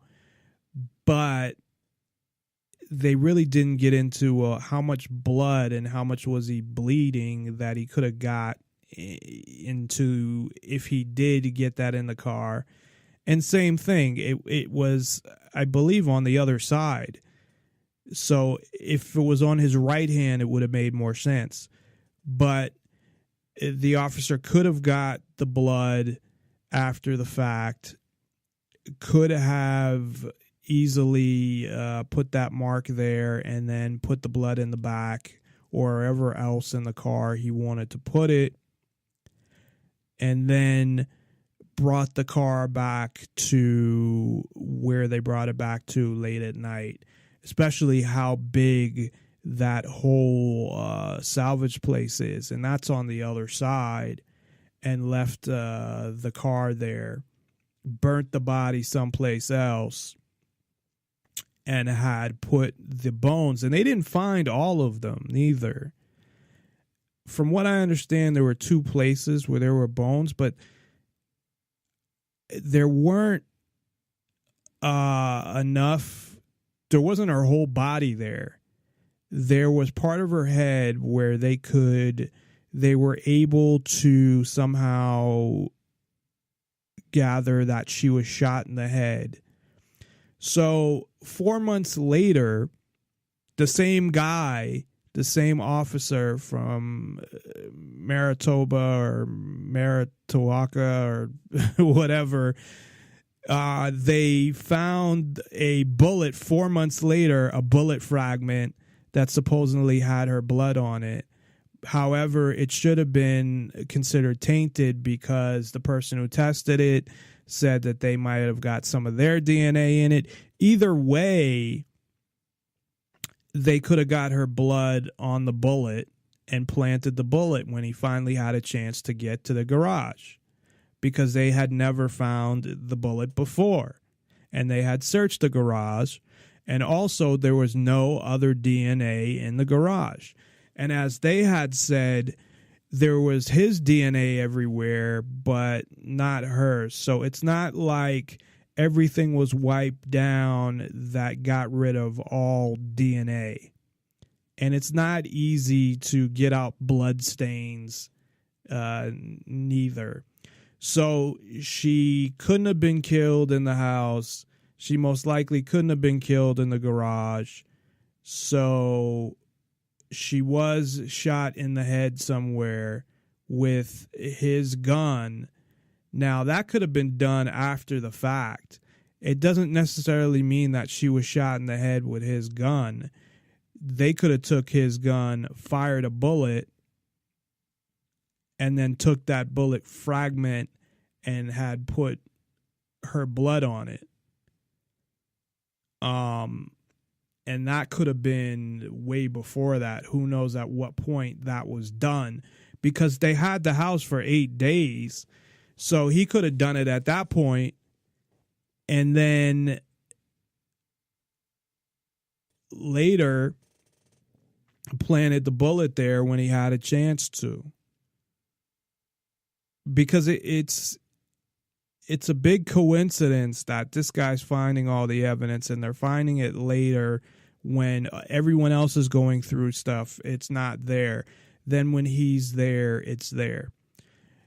So the other evidence that they had brought up that they said wasn't brought up in the actual documentary was, well, what about her cell phone and her PDA and all that stuff? That was found in that pit. Well, he could have threw it, and I mean, anybody could have threw it in that pit. So, and the bones could have been burned, as I said, someplace else and then brought over there. There was a guy who had actually called into another show who was there when the first crime happened in 1985 and actually tried to chase after the guy, but the police had stopped him because they didn't want him ruining the crime scene. But he was talking about how corrupt this sheriff's department was. And that's what I think is no one else is talking about, is that police are corrupt. Police do murder people, and they do a lot more as well. They frame people. They do whatever the fuck they want to do because they know they can get away with it. So this whole thing, and obviously they got away with it in this situation if that's what happened. So they're very cocky. They sit there and think that they can get away with anything. So no one's bringing that into this really at all. There's nothing I heard that, oh, well, the police, the police were involved.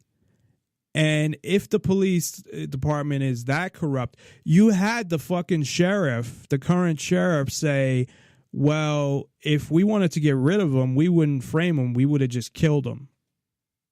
So who knows how far the corruption goes? It might not necessarily be the one guy. They could have had a couple people on this Maricopa County that helped in this whole situation. Now, the thing that, again, the reason why I think it would have had to have been the police if it wasn't Avery is because of the fact of it just seems like a big coincidence that, well, 2 weeks later, she just happens to die and they're able to, they have an opportunity to frame him. like that opportunity to frame him coming up seems like too big of a coincidence. Now, there was a video of her, and I might have mentioned this earlier, where she's talking about dying, and if she died, that, you know, let everybody know I died happy. And they said she was 28. I think she would have been 28 probably when the trial ended, but she was 25 from what I understood it in 2005. So she had made a video saying that. It was very strange, and that's where somebody had mentioned, well, what if she killed herself and then they didn't know what to do, or something along those lines. Now, this technically, I guess, could be another, but I think it would be too big of a coincidence. If she killed herself, the police found her and then set up a whole framing based off of that. But I honestly think, and this shows my opinion of police in general, that it's no big deal for police to kill people. And it's never been. You know, you talk about in the movie Casino, and I think this was in the book too, because I had read the book, that they talk about, well, even the coppers out here aren't afraid to bury people in the desert. You know, this whole idea that police are, you know, somehow these great people and high upstanding citizens is a bunch of bullshit. And it's not something that just started recently neither, where they started getting bad. And people forget that. They're like, oh yeah, the police just started getting bad and killing all these people. And no, they've been like that forever.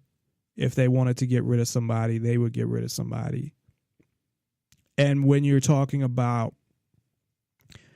the potential of $36 million, that's not something to sneeze at. And them potentially being liable for it, those two officers. So if you take not just the arresting officer, and I don't have their I could look their names up, but I don't have them offhand, the names of the officers, but that they worked together to do this, knew she was going to be there, and killed her, set up the whole thing, because it doesn't make sense. A lot of these things don't make sense. So again, for one, where was she killed? Well, they don't know. And what was the murder weapon? Now they say it was his gun, really a .22, because I believe it was a .22. So a .22, and she was shot in the head, and that killed her alone, I guess point blank. But if you shoot somebody point blank, blood's going to splatter. So where did they kill her, and why? Why did he kill her? There's no motive.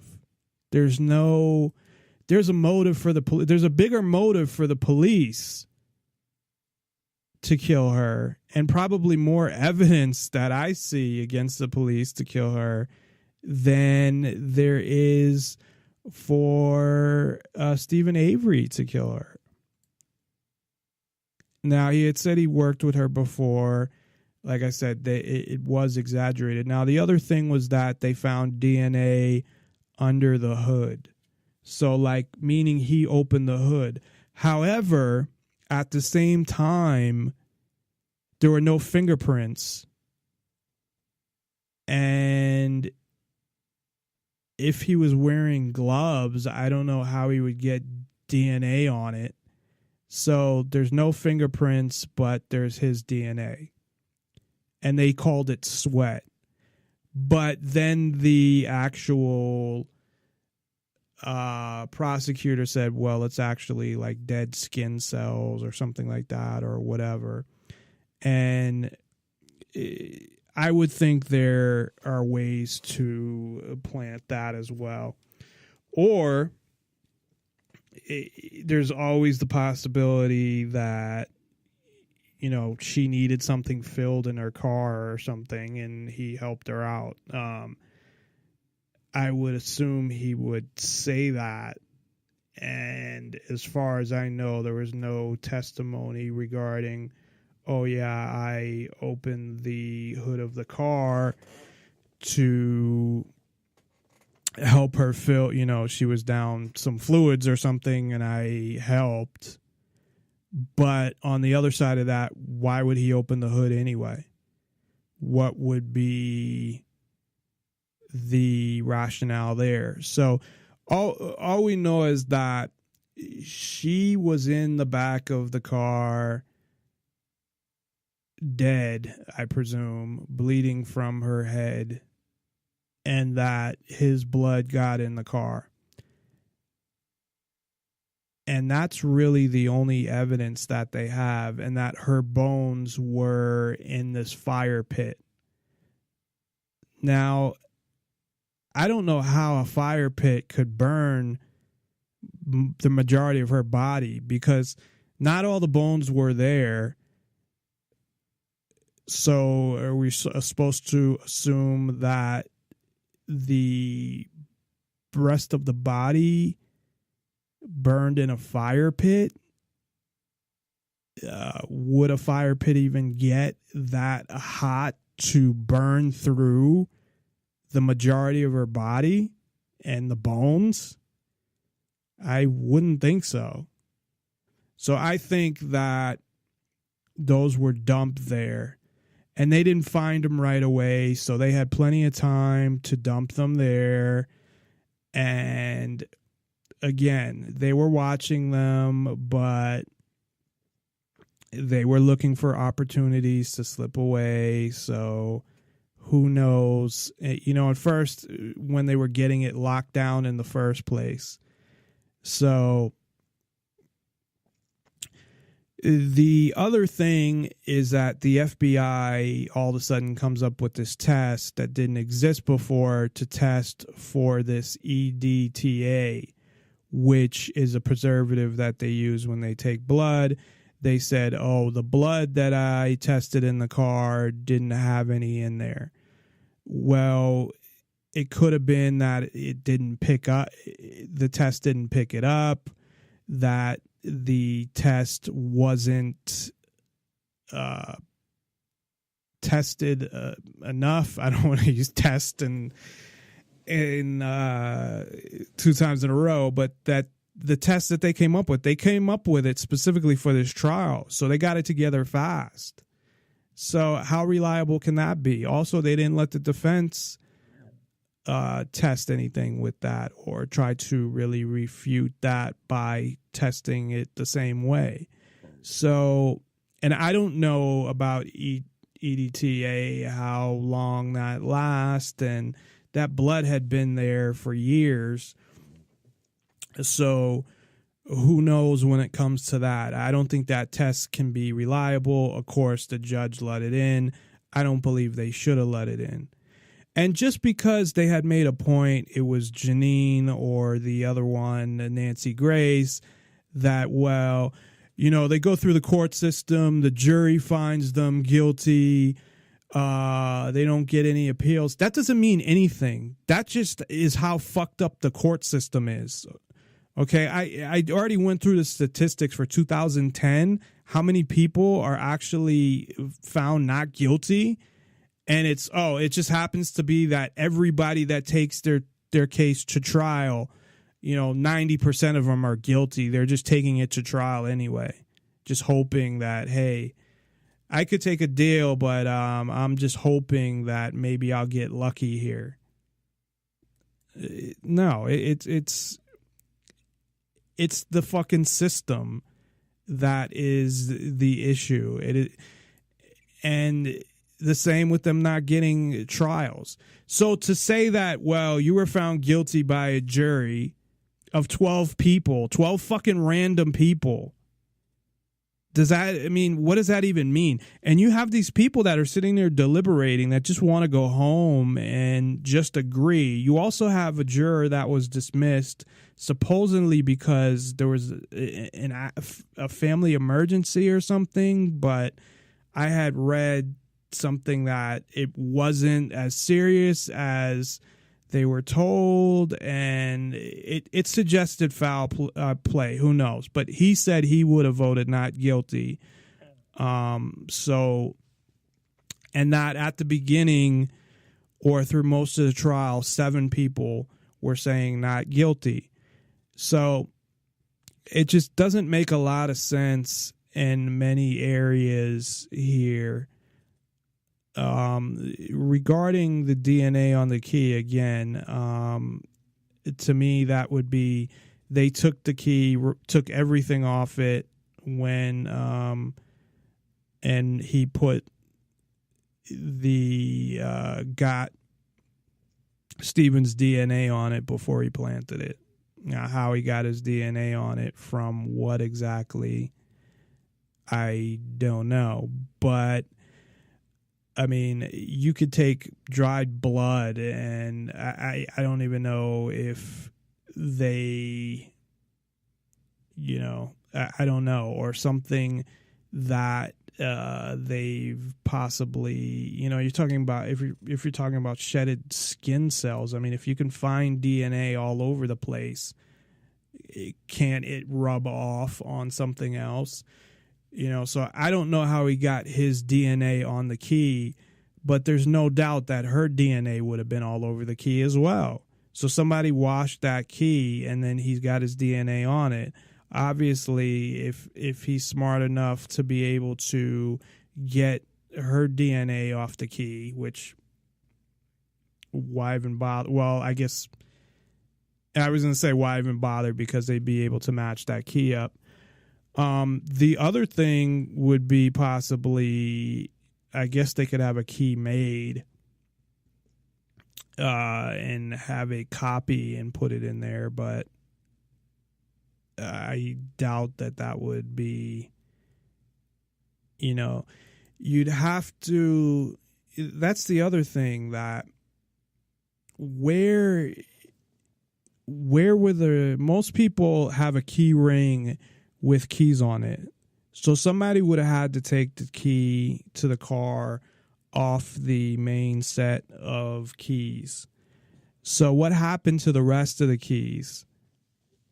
And was that in the pit with the rest of the stuff? And maybe it was, but somebody would have had to do that as well. So the other thing is that I pretty much take any testimony of, there were 2 people. There were Brendan Dassey's brother, Brobby, who said, I believe he said he saw them outside together or something. And then there was his stepfather, who they both happened to go hunting, and their alibis for each other is they drove by each other on the road, which doesn't fit the timeline of the bus driver who saw her taking pictures of the car when she dropped them off, and that was 3:45.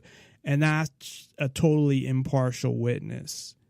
So she did see her taking pictures of the car. So what happens after that? He grabs her somehow. Nobody hears anything. And somehow he doesn't get her into her house. He doesn't get her into the garage. He throws her in her car and shoots her. But then you would have had bullet fragments in the car, obviously. None of it makes fucking sense. So, I mean, my ultimately, what I think is these are just another bunch of fucking corrupt police officers. They've already proved that in their first case. Now, I'm not saying this guy is a great guy neither. He fucking lit cats on fire. But he's not guilty of, what it looks like to me is he's not guilty of murder. And I don't know why, if you were going to burn those bones, why you wouldn't get rid of them right away, and why you would burn them like right outside your house. Now, he's not that smart, yes, but he seems to be at least smart enough to know not to do something like that. So I want to get into the testimony of Brandon Dassey and what happened with him. But as far as Steven Avery, you know, and the other thing is their testimony conflicts. So you have two cases for the same thing with conflicting testimony, which is ridiculous. And potential other suspects, people were talking about, well, it could be one of his brothers, it could be his other nephew or whatever. And, you know, no one's going to say the police, but yes, I think it's the police. And you get screwed by the justice system as well. He got screwed by the justice system twice.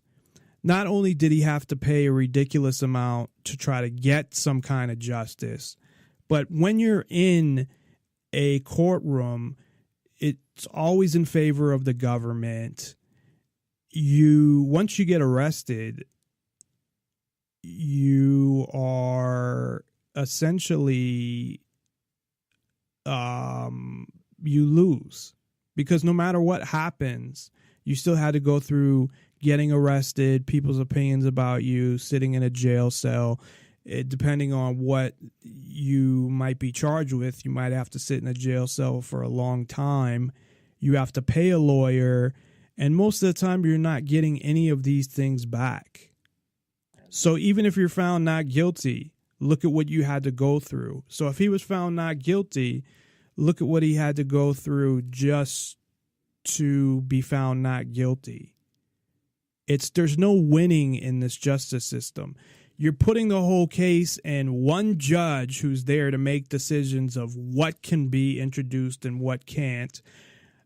The appeals court usually just agree with the judges. They don't do shit, as far as I see it. It's not like, oh, you can just appeal it and don't worry about it. No, it's not like that. Just like the police that I have on the intro to my show say, you know, just follow the police's orders and then take care of it in court. Because, of course, it's going to get straightened out in court, right? No, because they are all on the same side. It's all government.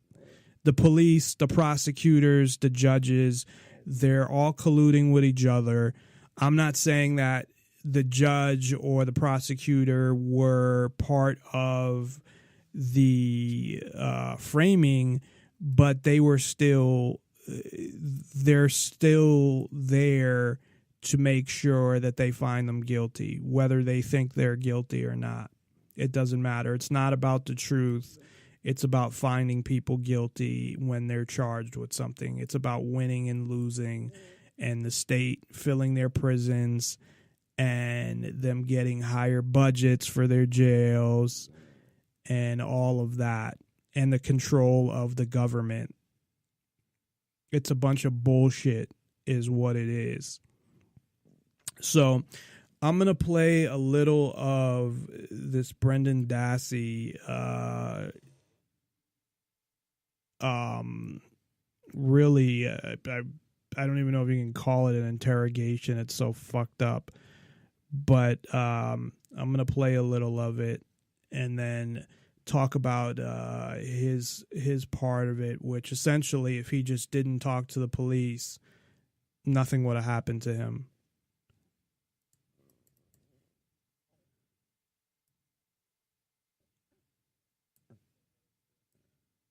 Let me go to, because this is like 56 minutes long, so obviously I'm not going to play the whole thing. I think Mark and I want to look at what you said and listen to the tapes a little and stuff like that. Briefing in a way, just let you. Let me start it here. Absolutely. Here, let me pause it and start it around the 6-minute mark, and we'll just play a little of this and then talk a little about his case, as we only have, we still have an hour left. So, of course, if you'd like to call in, we still have time, 702-470-7664. That's 702-470-7664. And you can Skype in Nonpartisan Liberty for All. Just send a contact request. So the reason I want people to hear this is because you can tell how this is a kid with, I think he has a lower IQ than 70. He's a scared 16-year-old. He even thinks, after telling them that he did all this stuff, like he helped kill her and stuff like that, because that's what they want him to say, that he's going to get to go home. So he's that stupid. And he thinks that they're there to help him. They already know what happened, and their version of what happened is not what actually happened, but he has to give their version of what happened, and if he does, he'll be okay and get to go home. If he doesn't, he'll be in trouble. And they make him think that, essentially, by the things that they're saying to him, and they're almost prompting him by saying, you can hear them saying, well, I don't believe that. Was it this? Did you do, what else did you do here? Did you do that? And it's almost like he's guessing what they want him to say, and they're trying to make him feel like, hey, we're your friends. We just need you to tell the story that we need told, and if you do that, you'll be fine. Which is this is what police do. They are pieces of fucking shit. So I'm going to play this clip right now. Check us out, nonpartisanlibertyforall.com. I kind of call it, to a sense, debriefing in a way, just let you talk to us a little. And we've had also a chance for 2 days now to look at what you said and listen to tapes a little and stuff like that. And, we look at that and we say, well, Brendan honestly gave us this information, that information. Maybe I'll call them dots or whatever. And some of the dots, when we look at it, say, well, I think we need some matching up here, just a little tightening up or something. We feel that maybe, I think Mark and I both feel that maybe there's some more that you could tell us that you may have held back for whatever reasons. And I don't want to assure you that Mark and I both are in your corner. We're on your side. And you did tell us yourself that one of the reasons you hadn't come forward yet was because you were afraid. You were scared. And one of the reasons you were scared was that you would be implicated in this, or people would say that you helped or did this, okay, and that you might get arrested and stuff like that, okay, and we understand that. One of the best ways to prove to us, or more importantly, the courts and stuff, is that you tell the whole truth. Don't leave anything out. Don't make anything up because you're trying to cover something up a little. And even if those statements are against your own interest, you know what I mean? That makes you, it might make you look a little bad, or make you look like you were more involved than you want to be looked at. It's hard to do, but it's good from that vantage point to say, hey, there's no doubt you're telling the truth, because you've now given the whole story. You've even given points where it didn't look real good for you either. And I don't know if you understand what I'm saying. And that's when we kind of came here, to let you talk a little, maybe get some stuff off your mind or chest if you need to, and then to tell us the whole truth, to take us through this whole thing that happened on Monday, not leaving anything out, not adding anything in, because Mark and I looked at the tapes, looked at the notes, and it's real obvious there's some places where some things were left out, or maybe changed just a bit to maybe looking at yourself to protect yourself a little. From what I'm seeing, even if I fill those in, I'm thinking you're all right. Okay, you don't have to worry about things. We're there for you, and we know what Steven did, and we know kind of what happened to you and what he did. We just need to hear the whole story from you. And as soon as we get that, we're comfortable with that. I think you're going to be a lot more comfortable with that. It's going to be a lot easier on you down the road. If this goes to trial and stuff like that, we need to know that, because it's probably going to come out. Think of Steven for a second. Steven is already starting to say some things, and eventually he's going to potentially lay some crap on you and try and make it look like you are the bad person here. And we don't want that. We want everything out front so we can say, yeah, we knew that, Steven. He told us that. You get my drift? I don't know if Mark has something, so I'm just going to give you an opportunity to talk to us now and kind of fill in those gaps for us. Honesty here, Brendan, is the thing that's going to help you. Okay, no matter what you did, we can work through that. Okay, we can't make any promises, but we'll stand behind you no matter what you did. Okay, because you're being the good guy here. You're the one that's saying, you know what, maybe I made some mistakes, but here's what I did. The other guy involved in this doesn't want to help himself. All he wants to do is blame everybody else. Okay? And by you talking with us, it's helping you. Okay? Because the honest person is the one that's going to get a better deal out of everything. You know how that works. Mm-hmm. You know, honesty is the only thing that'll set you free. Right? And we know, like Tom said, we know we reviewed those tapes. We know there's some things you left out. And we know there's some things that maybe weren't quite correct that you told us. Okay? We've been investigating this a long time. We pretty much know everything. That's why we're talking to you again today. We really need you to be honest this time with everything, okay? If in fact you did some things which we believe some things may have happened that you didn't want to tell us about, it's okay. As long as you be honest with us, it's okay.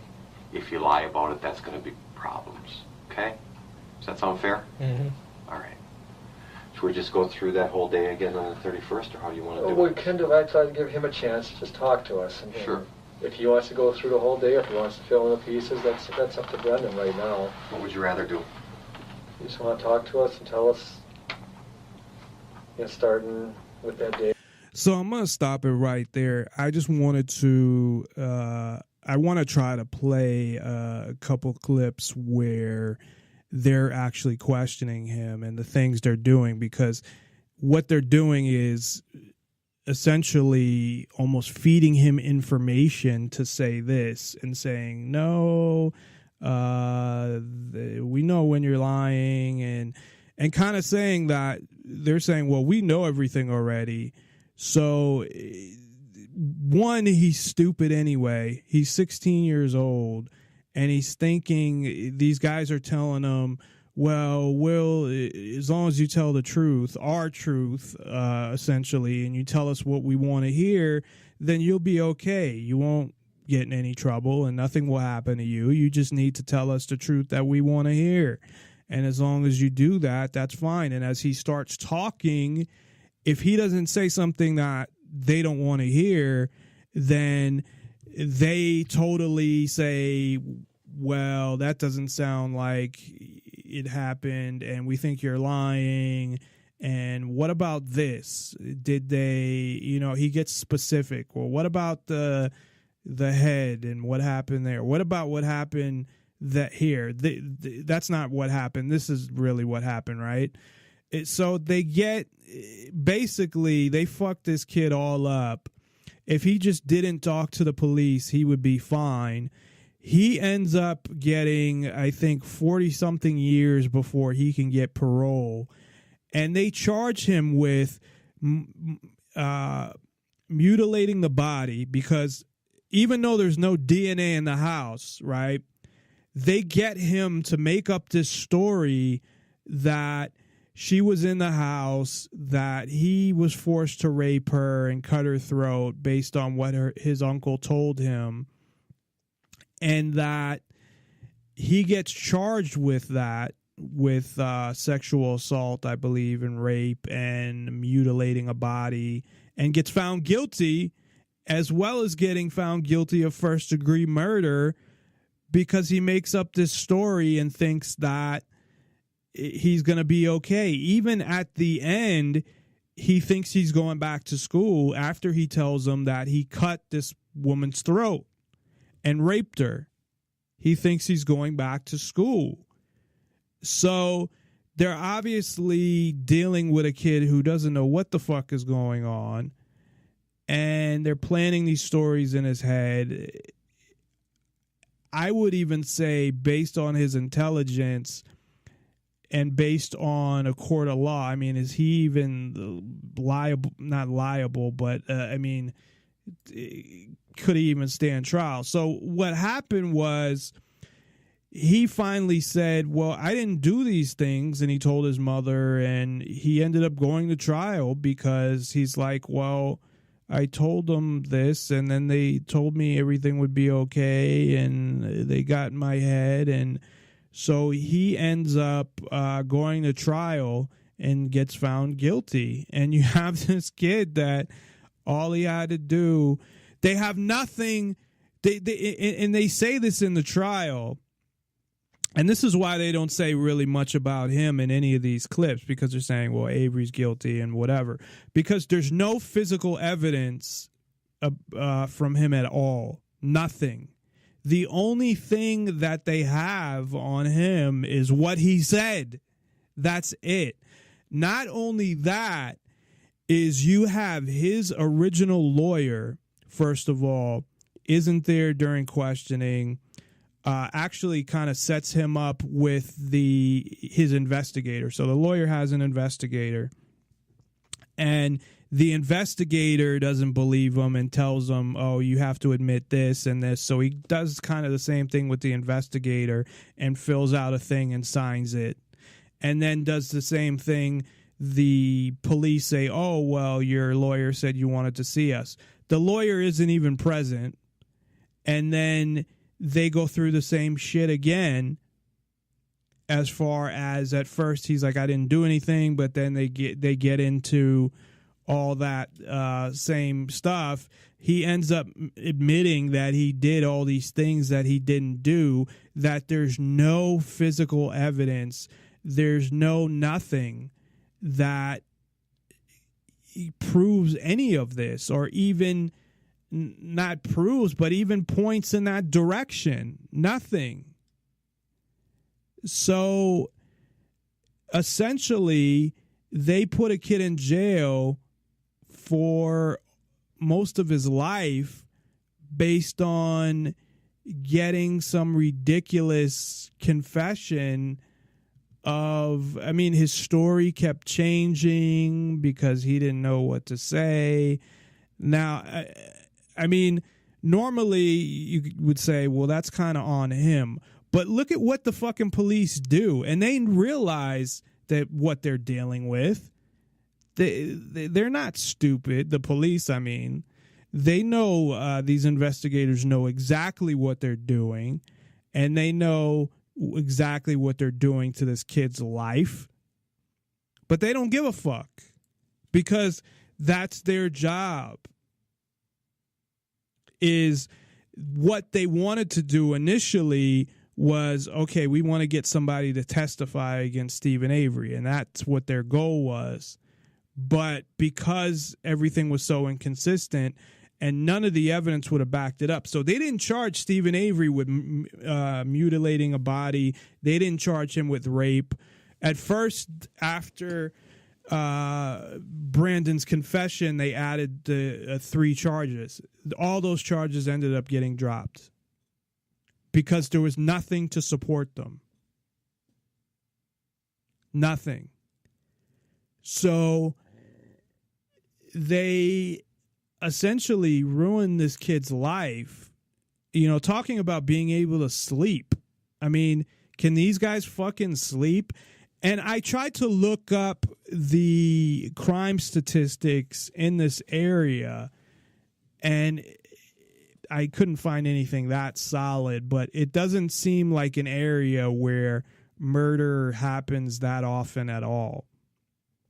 So I don't know if this is their first murder investigation or if they've had one before. They haven't had many. So this is a big thing. You know, hey, we get to investigate a murder. You know, and again, they could have came from another part of the country as well and been in homicide or something like that. But this, at least from what I looked at, and again, it wasn't the most reliable website I was looking at because it was just giving for specific dates and showing, you know, icons on the map type thing. But from what I understand about that region anyway, that it's not someplace that's that dangerous where there's murders happening all the time. It's not Chicago or something where they're investigating a murder every fucking day. So I would think that they would be excited. Oh, look, you know, a murder. So he gets screwed over not only by the police, but by his initial lawyer who gets appointed to him, who's a real douchebag. And I guess he was running for, I don't know if he was running for state office or federal, but he had mentioned how he was running for something and he came in third or something like that. He's a real politician type. And he kind of fucked up his case. That's not enough to get him a new trial. But the prosecutor said, well, based on all the evidence we have, all the other evidence, you know, that points to this. And again, they had none. The other thing they had was his cousin. And the only thing that supposedly he said to his cousin that she retracted was that he said he saw body parts in the fire. That's what his cousin said. Then his cousin said that no, she had lied, that she was mad at him or something, and he had never said that. So that was another thing that didn't help him. However, that's all it was. It wasn't anything to do with any other stuff that happened. So again, there was nobody to collaborate or no evidence or no nothing that he had cut her throat and raped her and all that stuff, because there was no DNA evidence of her even being in the trailer at all. And this is after 8 days of them, you know. I'm sure that if they had the chance, they probably, the sheriffs from the other county would have tried to drop some blood in there or something too. Maybe they didn't have it to do at the time, or whatever blood they used, they used it up. But this is, I mean, his case is sadder than Steven Avery's case in a lot of ways, because, you know, partially you look at it like, hey, this kid's an idiot, but he was still a kid who just didn't know any better. And he's going to spend, you know, the majority of his life in jail just based on what he said and being tricked by the sheriffs. So let me see if I can get to some of the testimony where they're kind of, you know, like prompting him. It's almost like he's trying to guess what the right answer is. And how you actually came to know what happened and stuff. Because now we know you were in the garage and stuff, apparently cleaning up and stuff. So tell us about that. Well, he was working on his car, and like he did something wrong, and then like he poked a hole in like something and then it started leaking. And then later on, because I was helping him before I went over there a little bit. I know. And later on, I helped him move the car out of there and cleaned it up. And then I went back home, and then later on I got a call from him, and he wanted me to come over. Let's go back a little bit, okay? When did you first go over by Steve? At like 9 o'clock. You said you were over in the garage helping him. Yeah. When was that? Like 6:30. Okay. So let's go back, okay? Let's go back to around that time. You get home off the bus at about 3:45. Yeah. And what do you do? Now you got to be honest here. I walked on the road and I go into my house. Okay. Yeah. What did you see at that time? That she was talking, or her car was over there. Where was her car? Like on the other side of, where you drove by our house, where you turned there. It was like on the other side of the road there, by the trees. And you just said something. You said she was talking, and then you stopped. Now, remember, this is very important because we already know what happened that day, okay? Let's just be honest here, okay, Brendan? Mm-hmm. Let's get this out. Use your memory, not what Steven told you, not what anyone else told you. Be honest, because we're gonna be able to tell when you're not being honest. See, they keep doing that. Like, we already know what happened that day. Be honest. We're gonna know when you're not being honest. And he thinks like, hey, if I just give them what they want, even though it's not true and it's not honest, I give them what they want and I'm good and I can just go back to school and I can be away from this shit. Now, he should know, and people should be fucking taught this. Of course, schools don't want to teach it to you because the schools are run by the government, that he doesn't have to talk to them at all. But no, it's fucking, he talks to them anyway. I'm telling you that right now. So you're walking down the road, let's pick it up again, okay? I seen him talking to her on his porch and that, and I seen her Jeep there, and I walked in the house. So she's standing, meaning she is Teresa? Mm-hmm. Did you recognize her? Not at first. You just knew it later on when this all came out? Yeah. So she's standing on his porch? Mm-hmm. Did Blaine see that? I don't think. So the truth is that he never seen any of that, and just from them going back and forth, it finally gets to, okay, well, I'm going to say, what do I say to please them so they'll just leave me alone?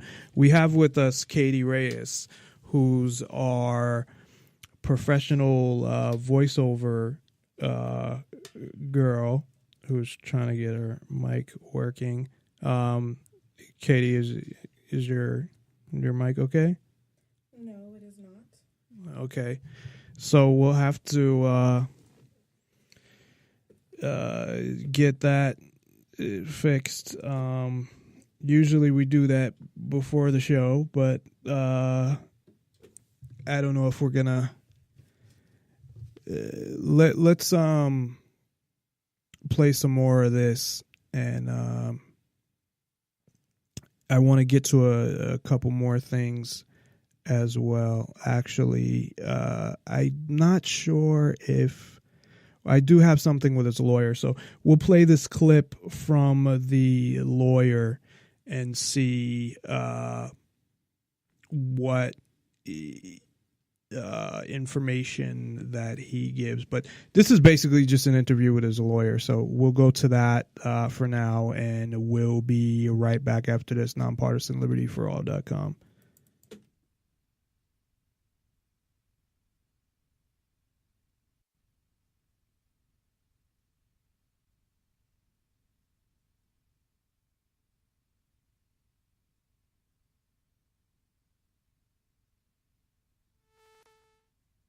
And we've got Mark back. Mark, it's unusual, I think, that you and Ray, being competitors and both being highly respected criminal lawyers that would like to have the better cases, one of you or the other of you. How did you end up being a tag team in this case? It's interesting story. The state had called and had indicated that they had some difficulties finding an attorney for Brendan, and asked if I would represent Brendan in Manitowoc County, and I had asked if I could get some assistance, have a co-counsel, and they indicated that they would provide certain amount of funds for that. I could pick whoever I wanted to be co-counsel. So I contacted Ray and told him about the case and that I'm willing to take it and the state said they're willing to give me some money for co-counsel if he wants to help out. And he had said, well, let me think about it and I'll get back to you.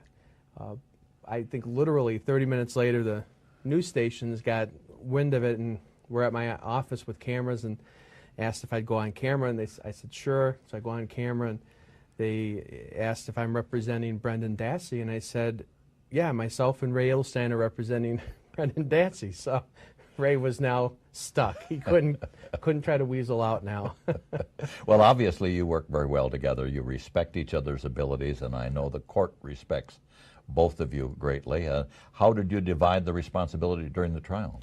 We actually, beforehand, what the decision was that Ray would focus on much of the confession. In our case, it was a little different than Steven Avery.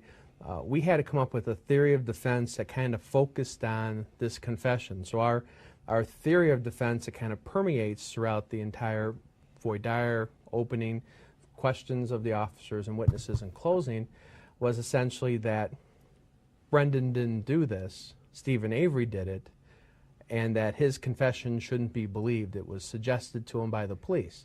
And so Ray's focus was on a number of, there were 4 or 5 different either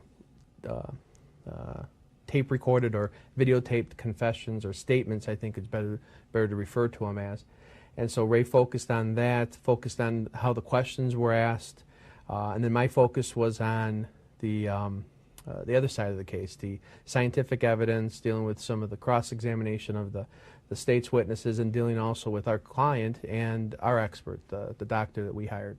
And then you divided the final argument as well? Correct. It was nice. The judge allowed us to divide it up as long as we didn't try to rehash what the other one had brought up. So in closing, we focused, if you watch the closing, it was exactly the same way as we had set apart our separate duties. Ray focused entirely on the confession. I focused entirely on the lack of evidence that the...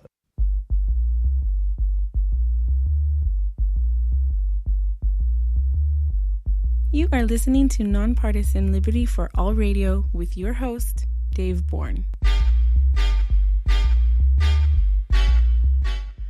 Sorry about that. We are back.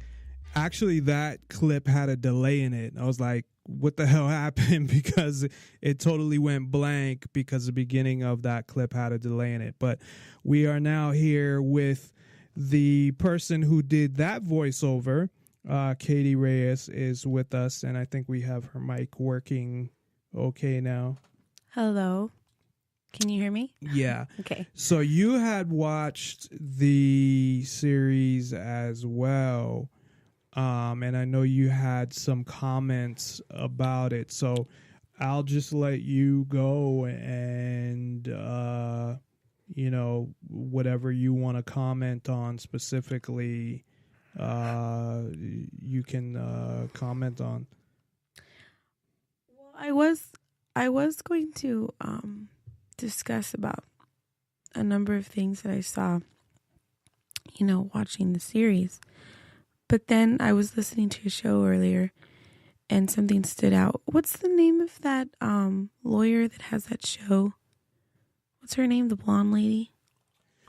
Nancy Grace. Nancy Grace, yeah. She mentioned that they found his sweat under the hood of her car. I didn't hear that in the series. Yeah, because they didn't mention it. So there's a couple things that they didn't mention in the series, and that's what they were saying, like, oh, it wasn't fair because they didn't mention a few things. but you can't actually get sweat. So it's really like skin fibers or whatever. So I don't know, and I don't trust what the prosecutor says anyway, because that's kind of what he said. So whether or not you can plant, I'm sure you can, that there would be a way to do that. The other thing was, I was thinking maybe he helped her with something or looked at something under the hood, but I would think that he would have said that. So, well, even before I heard that comment by Miss Nancy Drew, I was even thinking to myself, Nancy Grace, Nancy Drew, that's so funny. I was thinking to myself, even let's say he was guilty. I think that they really botched this trial with planting evidence, because it's obvious. Had they not planted the evidence, I think it would have shown whether he was, guilty or not. Just let the police do their job. There's no reason to plant evidence. If he was guilty, he was guilty, and they probably could have done a lot better trial,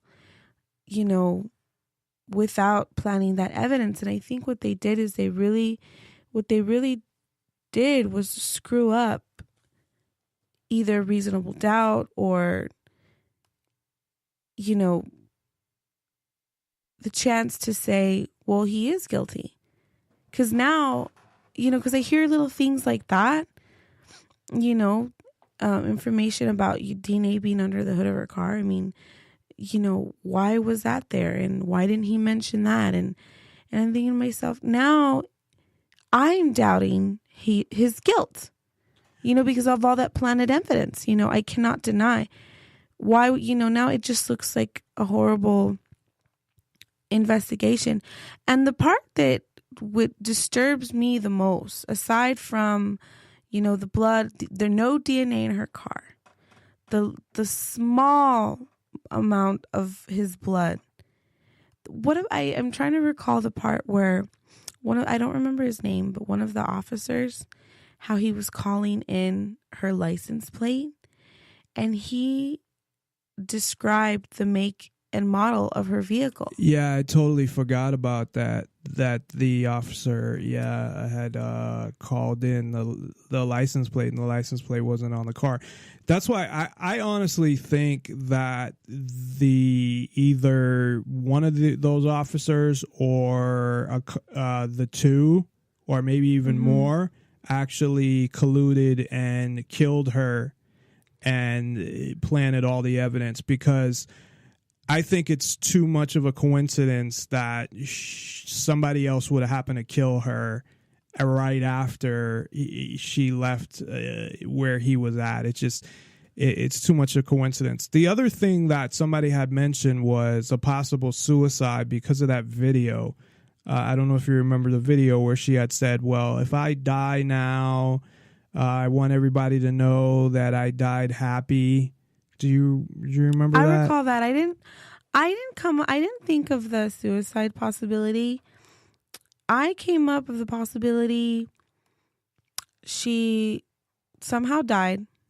She was either killed by somebody else or it was a horrible accident and the police found her and they had this vendetta against this guy. So I think they said to themselves, we're going to frame this guy. We're going to pin this on this guy, and this time there's going to be no doubt. He's not going to get away with it. Now, if she did, I don't buy that that she killed herself, because how can you deny the blood that was in the back of her car, like she was transported? And I'm thinking to myself, also, how could they think that Steve Avery killed her? Because there's absolutely no blood in his house, in his garage, no fibers, nothing. And that bullet, they didn't go into detail how that bullet was lodged. Where was it, in the wall? Yeah, it was like on the floor, but it was found 4 months later. It wasn't there, and it was found by the same officer. So there's no doubt that was planted as well. And another thing, because it was 4 months later, found by the same officer. Because I used to watch forensic shows when I was a kid, so many times. And what I recall is when a bullet is fired, they can determine the bullet specifically is how's the phrase? It's uniquely identified to the gun that it was fired Well, they from. did tie it back to his gun. So it was fired by his gun, but that doesn't mean anything neither. Yeah, because the casings could have been there. They had the opportunity to take his gun and fire a bullet out of it. It's true. So that's the whole thing, is that they had all those opportunities to do a lot of those things. So just because it was fired out of his gun, that's another thing. If he had shot her, there would be blood, like fragments. There would have been spatter, droplets. The tragic thing is I do consider evidence that points to the possibility of him killing her. But all this other evidence just creates, not that he's innocent, because that we'll never know. But all this planted evidence, it creates reasonable doubt. I doubt him being guilty. And I'm very surprised that those jurors found him guilty. Now, another theory that I had, because the juror that was leaning towards, him being innocent, there was an emergency with his relative. I had this crazy, far-fetched idea. What if the police was involved in his relative's accident, to get him out of there? That had actually come up, that it said something about his daughter dying, but his daughter was in a car accident. So yeah, that I forget where I had come across that, but that had actually come up. Yes, and then that juror said he was leaning towards finding him not guilty by reasonable doubt. They said at one point 7 jurors were looking at finding him not guilty. I remember that. I just my thoughts were, even with all the evidence planted, even with all the possibility, to create reasonable doubt, I think the system still failed Steven Avery. The system itself, there was no. I just don't. I doubt his guilt. Not that I doubt his innocence. It could go either way, but I'm leaning towards. I just think that they really botched this investigation. Isn't it the system that fails the majority of people? I don't know if you heard the statistics I gave at the beginning. No, I didn't catch that part. About 95% of people plead out, first of all, because, they scare people, they stack charges, they do all these things. And then out of that, and this is 2010 statistics, only 13% of people were found not guilty. So, and I also, that makes sense, because even watching this series, I feel like the judge himself already thought Steven Avery to be guilty. Well, they do that with everybody. And sometimes I wonder, my goodness, he's supposed to be, the judge, that expression, he's supposed to be Switzerland. He's supposed to be on both, not on both the prosecutor and the defense, but he's supposed to be a fair party. And I just felt he wasn't. But did you have any doubt before this that that's how it worked anyway, based on the knowledge that you have? Until recently, and it was when you and I got together and I went with you to your court. I used to think, the judges are fair. And then had I not seen it with my own eyes, now I realize, these judges, they are on the system side, the prosecutors. They just want part of that system. But they're not supposed to, and that was my impression. That's how I thought things were, and I realized they're not. And it's just tragic that these judges, they don't have, fair mentality. They're not honorable. They're supposed to be called honorable judge. Your fair. Honor. How do you sorry to interrupt, but how do you get other people to see that? Because you being a person that used to think, yeah, they do pretty much that the system works how it's supposed to, and you're learning more and more that no, it doesn't. How do you get other people to not just look at this trial? Because the way the presenting of it, this is just one trial, whatever. But how do you get people to actually realize that, no, this is how it is, that this is a corrupt system. It's not even that it's a corrupt system. It's the system, the way it's created is fucked up. There isn't justice. It's justice for the government. It's not even justice for the government. It's just whatever the government wants. There was a quote that I saw on Facebook today, and I can't remember. It was quoted by one of the founding fathers, and I don't know it verbatim, but it was basically saying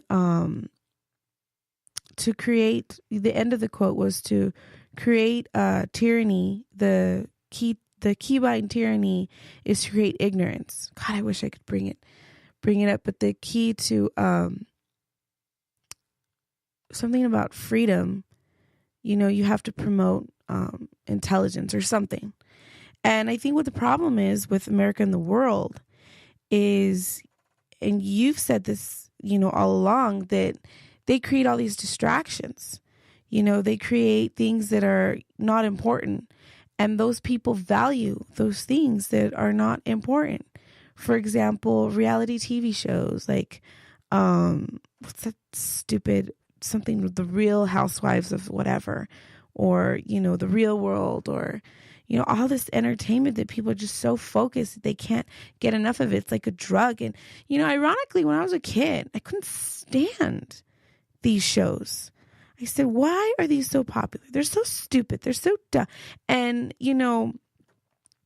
I think I loved entertainment as far as like comedy. And yes, I don't know if it was intended to be a distraction, but it's kind of like, the comedy shows that I liked. It was, people who like things like theater or art, it was just a form of entertainment, but I couldn't believe, all these ignorant programs, because the shows I watched were, had some sort of intellectual comedy behind them. But all this other stuff that people are so concerned with, and now it's like the Kardashians, and I don't even know a lot of other shows that are out there, but some people value all this stuff so much. And even Facebook, people are just, people are attracted to things that are quick, because people rarely go in the depth of things. And I think that's why articles get so neglected. People don't want to read that. People don't have time for that. But what does get attention are those, and I don't even know if I pronounce this correctly, memes or memes. I don't know. Memes. Memes. So I think, to catch people's attention are, those quick headlines, those quick, phrases and stuff. But that's a problem too. I mean, that's something that the government kind of wanted to happen because they don't want people to have an attention span, just like they scroll scores across the bottom. Well, I just think that whatever's going on, however it plays, things will eventually fall. It is tragic where we are today, but remember, when every, empire rises, it eventually falls. And I don't know if that's their purpose. Like, for example, you've even talked about one world government. They all want to be in it together because no one, empire can rule it. It'll eventually fall apart. And people, this is a world now. I've always said people just want to live their lives, and that's another reason why people aren't paying attention. Well, one world government is worse because you got one empire that's being controlled by a small amount of people. But we only have like 10 minutes left, so I wanted to get your opinion on his nephew. So what are your thoughts on him, especially with the fact that, one, the two cases didn't even go together because they didn't even charge Steven Avery with the same stuff that the other one, his nephew, said he did. And there was no physical evidence, no anything. The only evidence that they had was him telling them. Well, that, you know what? I get upset just thinking about what happened to that poor boy. Even when I was watching the show, I kept thinking to myself, where is the mother? How did they get permission to talk to this kid without the mother's presence? Because they didn't. So, and just the way they talked to him, I do not. And I thought to myself, why did his confession, why didn't it get thrown out? Because it's clear that they were asking these questions. It was clear that this kid was guessing the answers. How could they even consider his confession valid? And what that other guy did when his court-appointed attorney brought in that other, what was it, an investigator? It was the attorney's investigator. Most attorneys have investigators that will go and like investigate and interview people and stuff. Why was that even accepted? I just think they had no chance. I think that these are people, they're like, we don't care about them. We're just going to find them guilty. We don't care how ridiculous this is. Well, they don't care about anybody. I know. That's the whole point, is the government can do whatever they want. The judges can do whatever they want. So it's like obvious, well, why didn't they throw this out, or why didn't they throw that out, or why didn't they give them a new trial? And it's because the government doesn't want to deal with it. They're like, hey, we want to be done with this case. You're guilty. We don't give a fuck about you. You're going to jail, and that's it. I just couldn't believe before my eyes, the things they were saying. And why was it so important for these officers? Do they not have a conscience, to tell this boy these, interrogate him the way they did? Just had no heart, just heartless. And I just feel so awful because it was like there was no hope. What was your thought of, and I played some of the interrogation. Of course, I can't play the whole thing because it's like, hours long. But what was your thought of the part where he actually asked them about going back to school after he's told them that he cut a woman's throat and raped her? I don't really remember in detail that part, but I do vaguely remember. And again, I said it was just tragic. They're heartless because they know, they know that he was going to jail after just confessing. Why wouldn't they just tell the boy, you've just confessed to some stuff. You're not going home. You're going to go to jail. And did they tell him that? No, they're like, oh, we'll get you, not exactly word for word, but oh, we'll be wrapped up soon. You'll be, Yeah, but they finally did. And they said, after you just admitted to all this, you know where you're going, right? But they didn't do it from the beginning because obviously... To confess. Right. They wanted to get that information. But let that be a lesson. I mean, I don't think most people are going to get caught in a situation like that. But if he didn't speak to the police, he wouldn't be in jail right now. And also remember the other nephew who claimed that he saw... He must have lied. That was a complete lie. And why? Why did he lie? Why did he... The little girl, the niece. Well, at least she had come back and in court admitted that she lied, but all she said was that he said he saw body parts in the fire pit. That was it. And she said she made it up, and that was just awful because then it just looks like she feels guilty because her relatives are going to jail, and she's just trying to save her relatives' butt. But right, I just think everything was just so tragic. But I think it shows how corrupt juries are. They just follow judges' instructions, and I gave you those percentages. Like 13% of people that go to trial are actually found not guilty. But anybody that watches those videos, and they had played those videos in court, I don't know how they can't see how they totally manipulated everything. Not only that and they might not have had knowledge of the other trial, but they obviously, in the first trial, that's not their version of what happened. But in this trial, it is the version of what happened. And also, I mean, the way they tampered with the evidence, you know, they ruined the chance. Let's say this was done by someone else. You know, someone else got away with this tragedy. And there's no one, we'll never know. Because that, you know, trail went cold. And I think it is so ridiculous. Even if he did do it, I still get doubt with why would he leave her car in perfect condition in plain view when he had the resources to destroy, you know, the vehicle? Why would he leave, you know, her bones where someone could find them? He could have burned them to the point beyond, you know, that they could, you know, even find out that they belong to her bones. The whole thing makes me... Right, well, that's where, because he probably didn't do it. Even with, like, the small evidence that, where he's possibly guilty, all this other circumstances and evidence makes me, you know, create reasonable doubt that he didn't do it. And I don't know.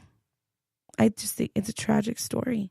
And I remember they said something in the documentary, they interviewed his lawyers later, and they said, in what possibility could this man be exonerated? And they said, in the very same way the first time he was exonerated from the crime that he did not commit, that he was found guilty. If they were able to test, for example, that blood they found in his car, if they were to somehow figure out, you know, if there was that, what was that preservative in blood, ETC or something? EDS, HT or something. Something. Actually have it written down. Or if someone else were to confess, or I don't know. But it's just, it's such a tragedy. EDTA is what it is. So we only got about 2 minutes left. So anything else you want to say on the case before we go? No, I believe that's all I can really think about. Do you think it's possible that the police committed the murder? I don't think they killed her. I don't think they're killers. I think they just had this vendetta against him. I mean, they kill over like 1,100 people. Well, yeah, but in this case, with everything that happened, you know, they had a vendetta against him, and they saw an opportunity and they took it. That's what I feel. We'll never know. You know, I don't want to say, oh yeah, they killed it. No, bottom line, I don't know. Is it possible? But do you think it's possible that the police killed him? I mean, it's possible, but my opinion is that's not the case. I think they just saw an opportunity and they took it, and it worked for them. Well, that's all the time we have for tonight. Thanks, everybody, for tuning in. Thanks to Katie Reyes for joining us. And we will be back next Tuesday. Damn, it's Thursday already. So we'll be back next Tuesday. So hopefully everybody will be tuning in. You can listen to the archives immediately following the show on YouTube, Spreaker, and SoundCloud, as well as Tumblr.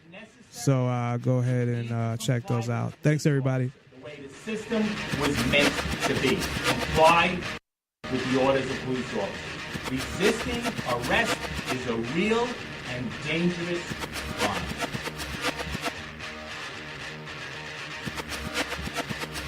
Now I can get up here and say whatever I want and say I read this fucking document, but I can't hack into a computer and then give you all that information. And they are a lot more dangerous to the government and their secrecy. And I mean that in a positive way, that they're dangerous to the government, because what hacktivists are doing, and there's a difference between hacktivists and hackers. Hackers, just regular hackers, you know, they might be trying to rob somebody or steal something or something to that effect. Hacktivists are people that are activists that happen to be hackers, and they use their hacking ability to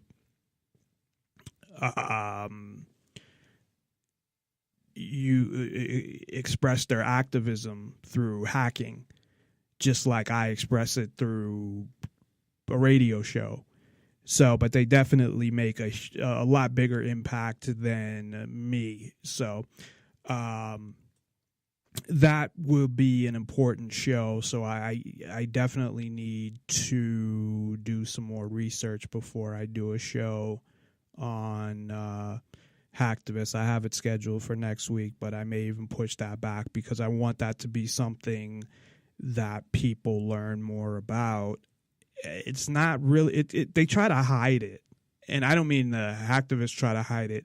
I mean the media tries to hide it. You have these people that are going to jail for 10, 20 years for hacking into ridiculous websites or hacking into important websites but not doing anything, or making data available that's already available. It's just, it's ridiculous. And that, I think, is the government's main focus, is hacktivists, and then second would be whistleblowers in the media, because the whistleblowers have access to that information too.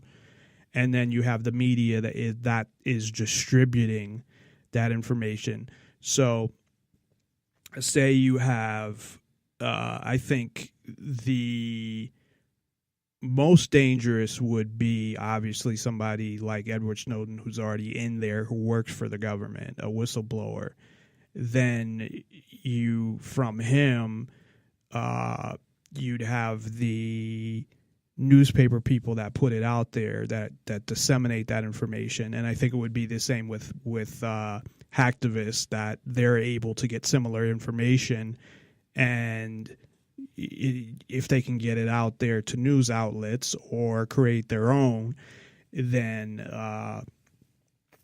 that's definitely something that the government does not want. They don't want you to know the secret stuff that they're doing, because then that's proof. The thing is that I think we pretty much, not we collectively as a country, but we, I would like to think, and I could be wrong, but I know a lot of the stuff, or I imagine that a lot of the stuff that I think is true, but I can't really prove it to anybody. There's some stuff I can through government documents that they release, because there's a lot of shit that they just release on their own. They declassify, and it's just out there for people, and nobody pays attention.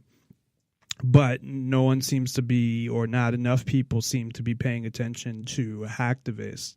My only thing is that some of them are more leftist and about Occupy Wall Street and things like that, as opposed to just true freedom and liberty. That's where I guess I would differ with some of them, not all of them, but they're still doing a lot of positive things, and I applaud that. So I wish I knew somebody personally that would be willing to come on and talk about it, or, not talk about, well, I did this or I did that, but just talk about that was an expert on hacktivism, or knew a lot of people that were hacktivists or something like that. Not that actually even did it themselves. But if I could do it, I would.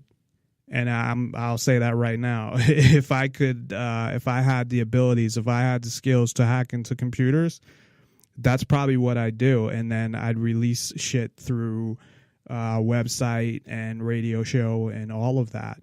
Now, a lot of the stuff. See, here's the problem. Is that even the things that people don't believe anyway, but that have been declassified, I've talked about them tons of times, and people don't seem to care about those. And I'm not just saying me. If like somebody on a big media station talks about them, people don't seem to care.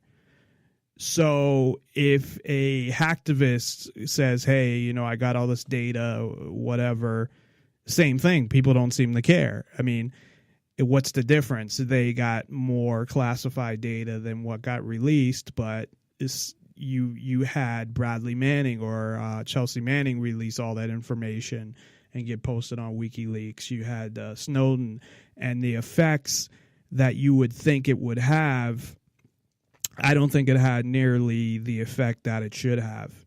And that's why I think a lot of these hacktivists, they end up going to jail for years and years, because nobody cares.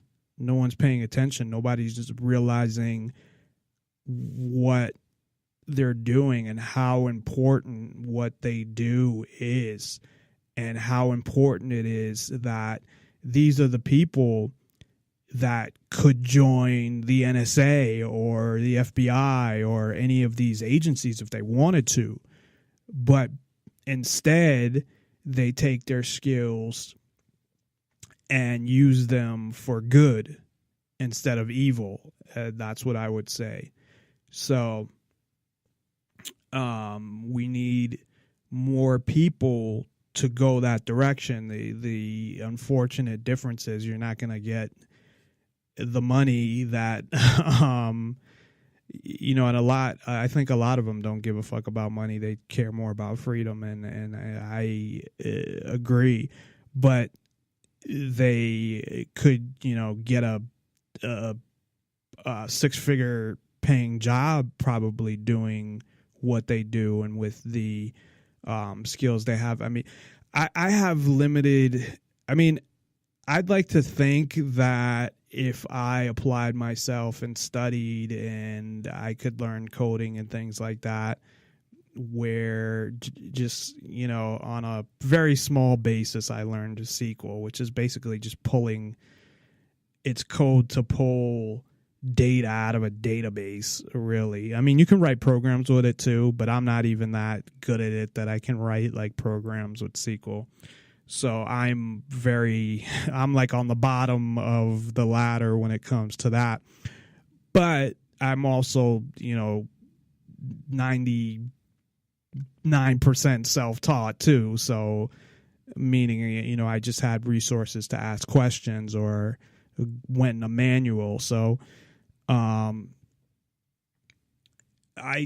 wanted to learn more about it, and it's not something I should be talking about like, hey, I want to learn how to hack into government websites, but it's not something that at this point in my life that I have the time, or I don't even know, if I was like 20 years old, I could probably learn it no problem, but now who knows. So anyway, I didn't want it to turn it into a big thing, but I will be doing a show on hacktivists, and I want to really focus on how important what they're doing is and how they're going to jail, and not just necessarily hacktivists, but also people that are doing things on the internet that are being attacked by the U.S. government and other governments as well, like the Silk Road and what happened with that. The Silk Road was a website that it was mainly drugs, but it had like legal stuff as well. And it was safer because everybody was anonymous. You rated people like eBay, and you could buy drugs on there and just have them sent to you, and you'd buy them in Bitcoin and nobody would know who you were. And nobody would get killed or hurt, or there'd be no violence involved. But the U.S. government is a bunch of fucking morons. And we'll see more of that tonight when I start talking about tonight's topic. So that should be next week, but I might push it back another week just to get some more information. It depends how much time I have to get more information. But I did get a lot of information from this documentary. I mean, my show is not something a show where I'm going to get into real detail. I mean, then I could go on forever. I mean, in 3 hours, I can cover a topic and, cover some other stuff as well, only to a certain extent. So I might just review the documentary, maybe look at some articles and some other stuff, and, just present more of a high level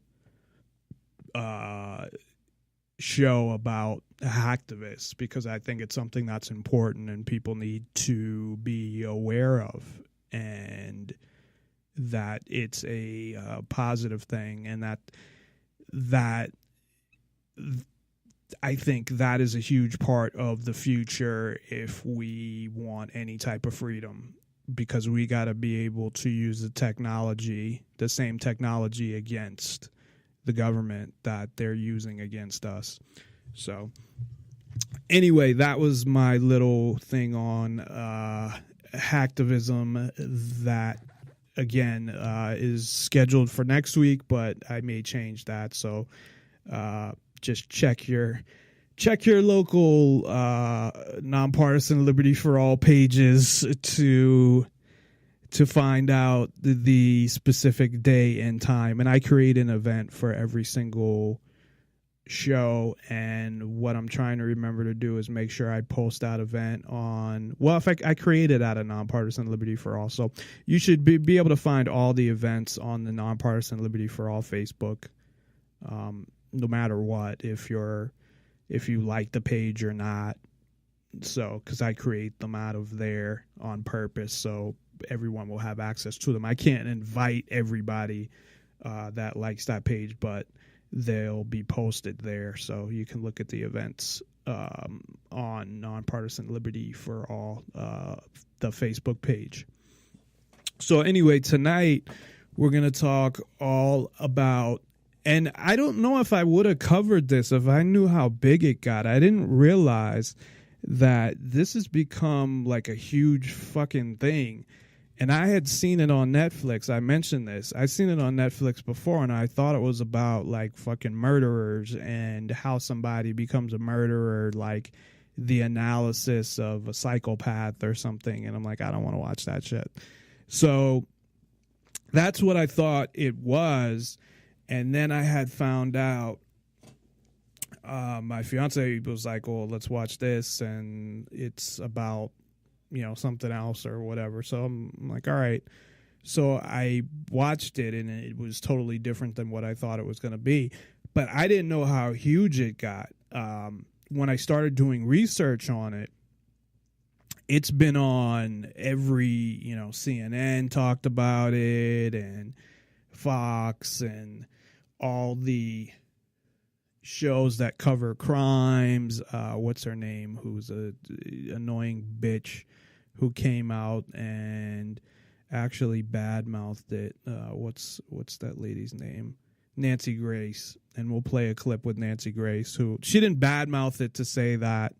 Well, actually, she kind of did, because she said that he's guilty and the show makes him look innocent and whatever. But they keep saying, well, they left stuff out.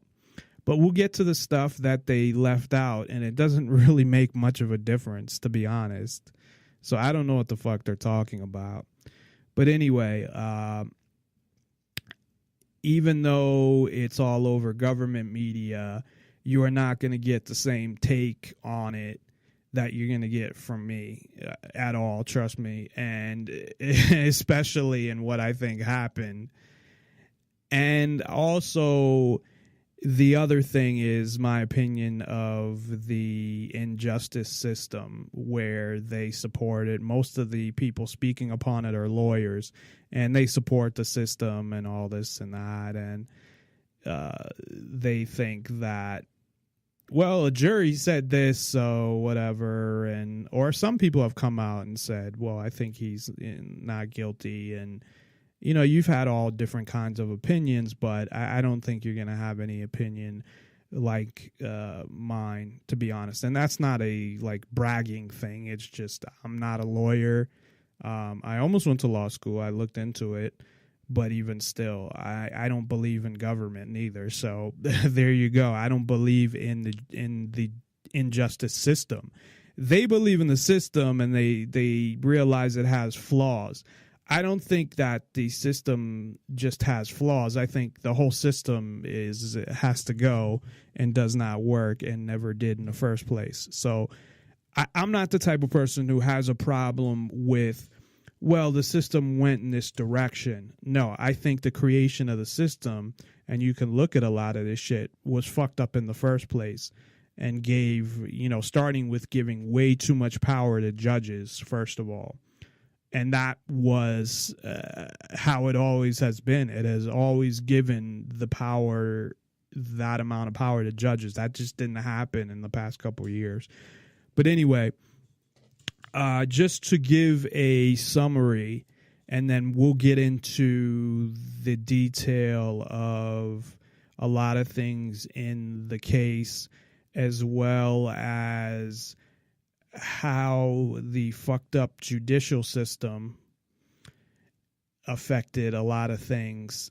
And also how, this is the other thing that I don't hear anybody really talking about, is that this is more the norm to me, at least not this specific case. I mean, granted, this case is kind of unique, and I think you have to admit that.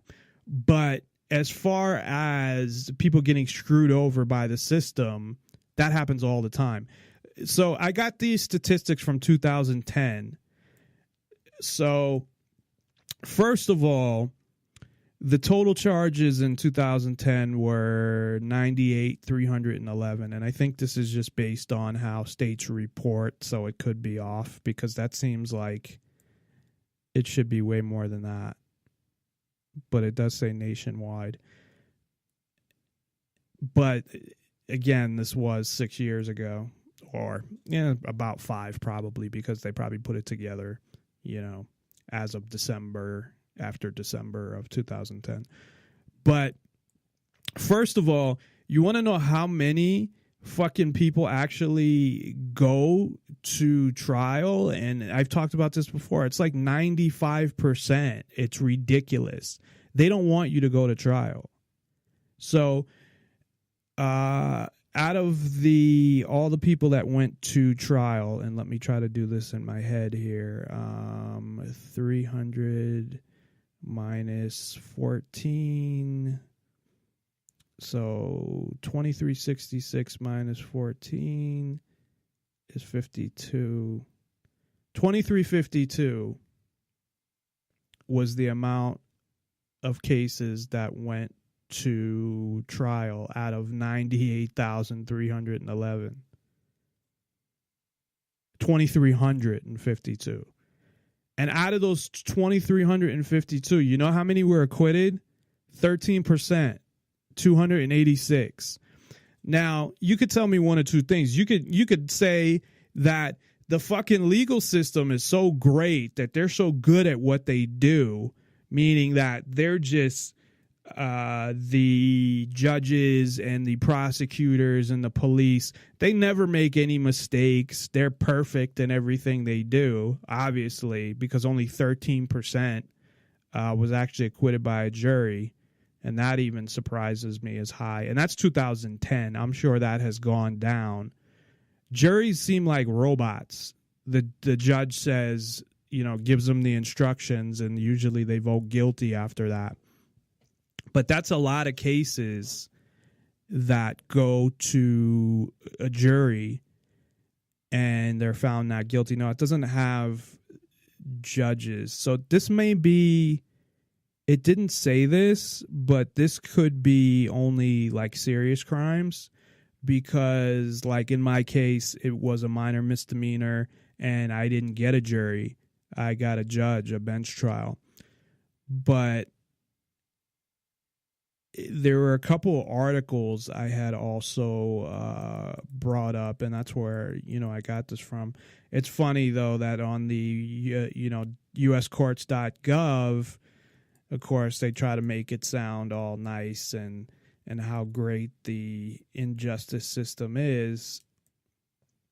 But they don't give any statistics.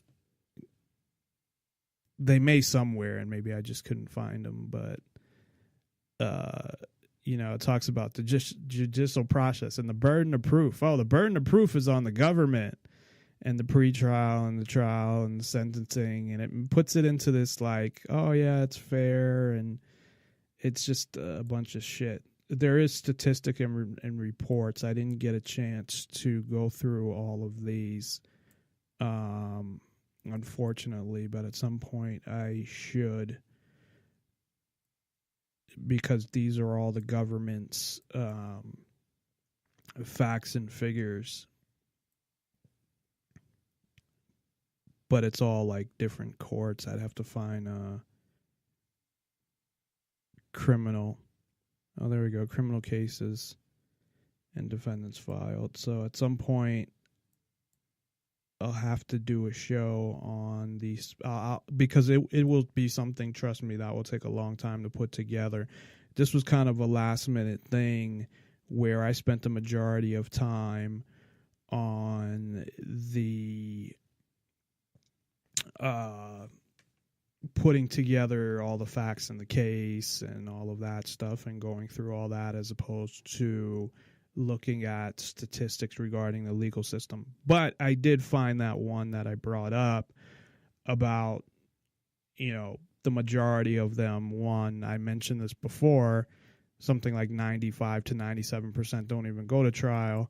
And then on top of that, of course, you have the issue of most people that go to trial are found guilty. So sounds like a pretty rigged fucking system to me. And I wonder about, so the statistics I gave for 2010, looking at that, I wonder, now my screen's all fucked up because it's like splitting my screen and giving me the other page. Okay, there we go.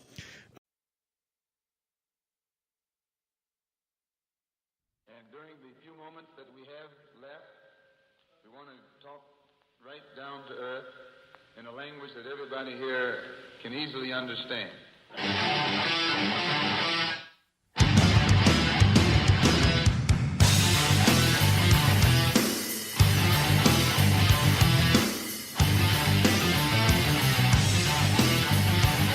Get your gun.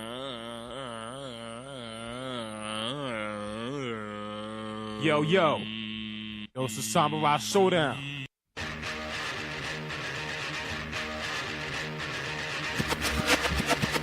We will defend these police officers. Listen to police officers' commands, listen to what we tell you, and just stop. The nation needs to realize that when we tell you to do something, do it. And if you're wrong, you're wrong. If you're right, then the courts will figure it out. We don't get to take the law, the enforcement. And at the end of the day, each and every member should go home safe. Sometimes the use of force is necessary. You need to comply with the police officer the way the system was meant to be. Comply with the orders of police officers. Resisting arrest is a... Nonpartisan Liberty for All. I'm your host, Dave Bourne, and it is January 14th, 2016. I was going to start out with a verse from NWA, but I changed my mind last minute. That's probably why I silenced for a second. I'm like, am I going to go with this? Am I going to go with that? So I decided not to, but fuck the police anyway. But tonight we have an interesting show for you. But thank you for tuning in to Nonpartisan Liberty for All. We're on weeknights, Tuesday, Wednesday, Thursday at 7 o'clock Pacific, 10 o'clock Eastern, and you can listen live on Spreaker.com and nonpartisanlibertyforall.com. It's like /live something. You can just go to the website and it's right there. And you can listen to the archives now on Spreaker, YouTube, Twitter, and SoundCloud, as well as Tumblr, but it's TUMBL. I don't know. There's a bunch of applications on it too, and I don't know enough about it, to be honest. People are probably laughing at me. Anyway, but you can listen to all the archives immediately after the show on any of those applications. We promote the ideas of true freedom and liberty, meaning being able to do whatever you want as long as you respect the freedom of others and don't directly interfere with their freedom, as well as exposing government for what it is, a mafia based on extortion that rules without consent by threat of force and violence. So, as I mentioned today, we have an interesting show for you. Finally, the making of a murderer and the injustice system. I've talked about the injustice system before, but not using an example like this to be able to show a lot of the issues within it.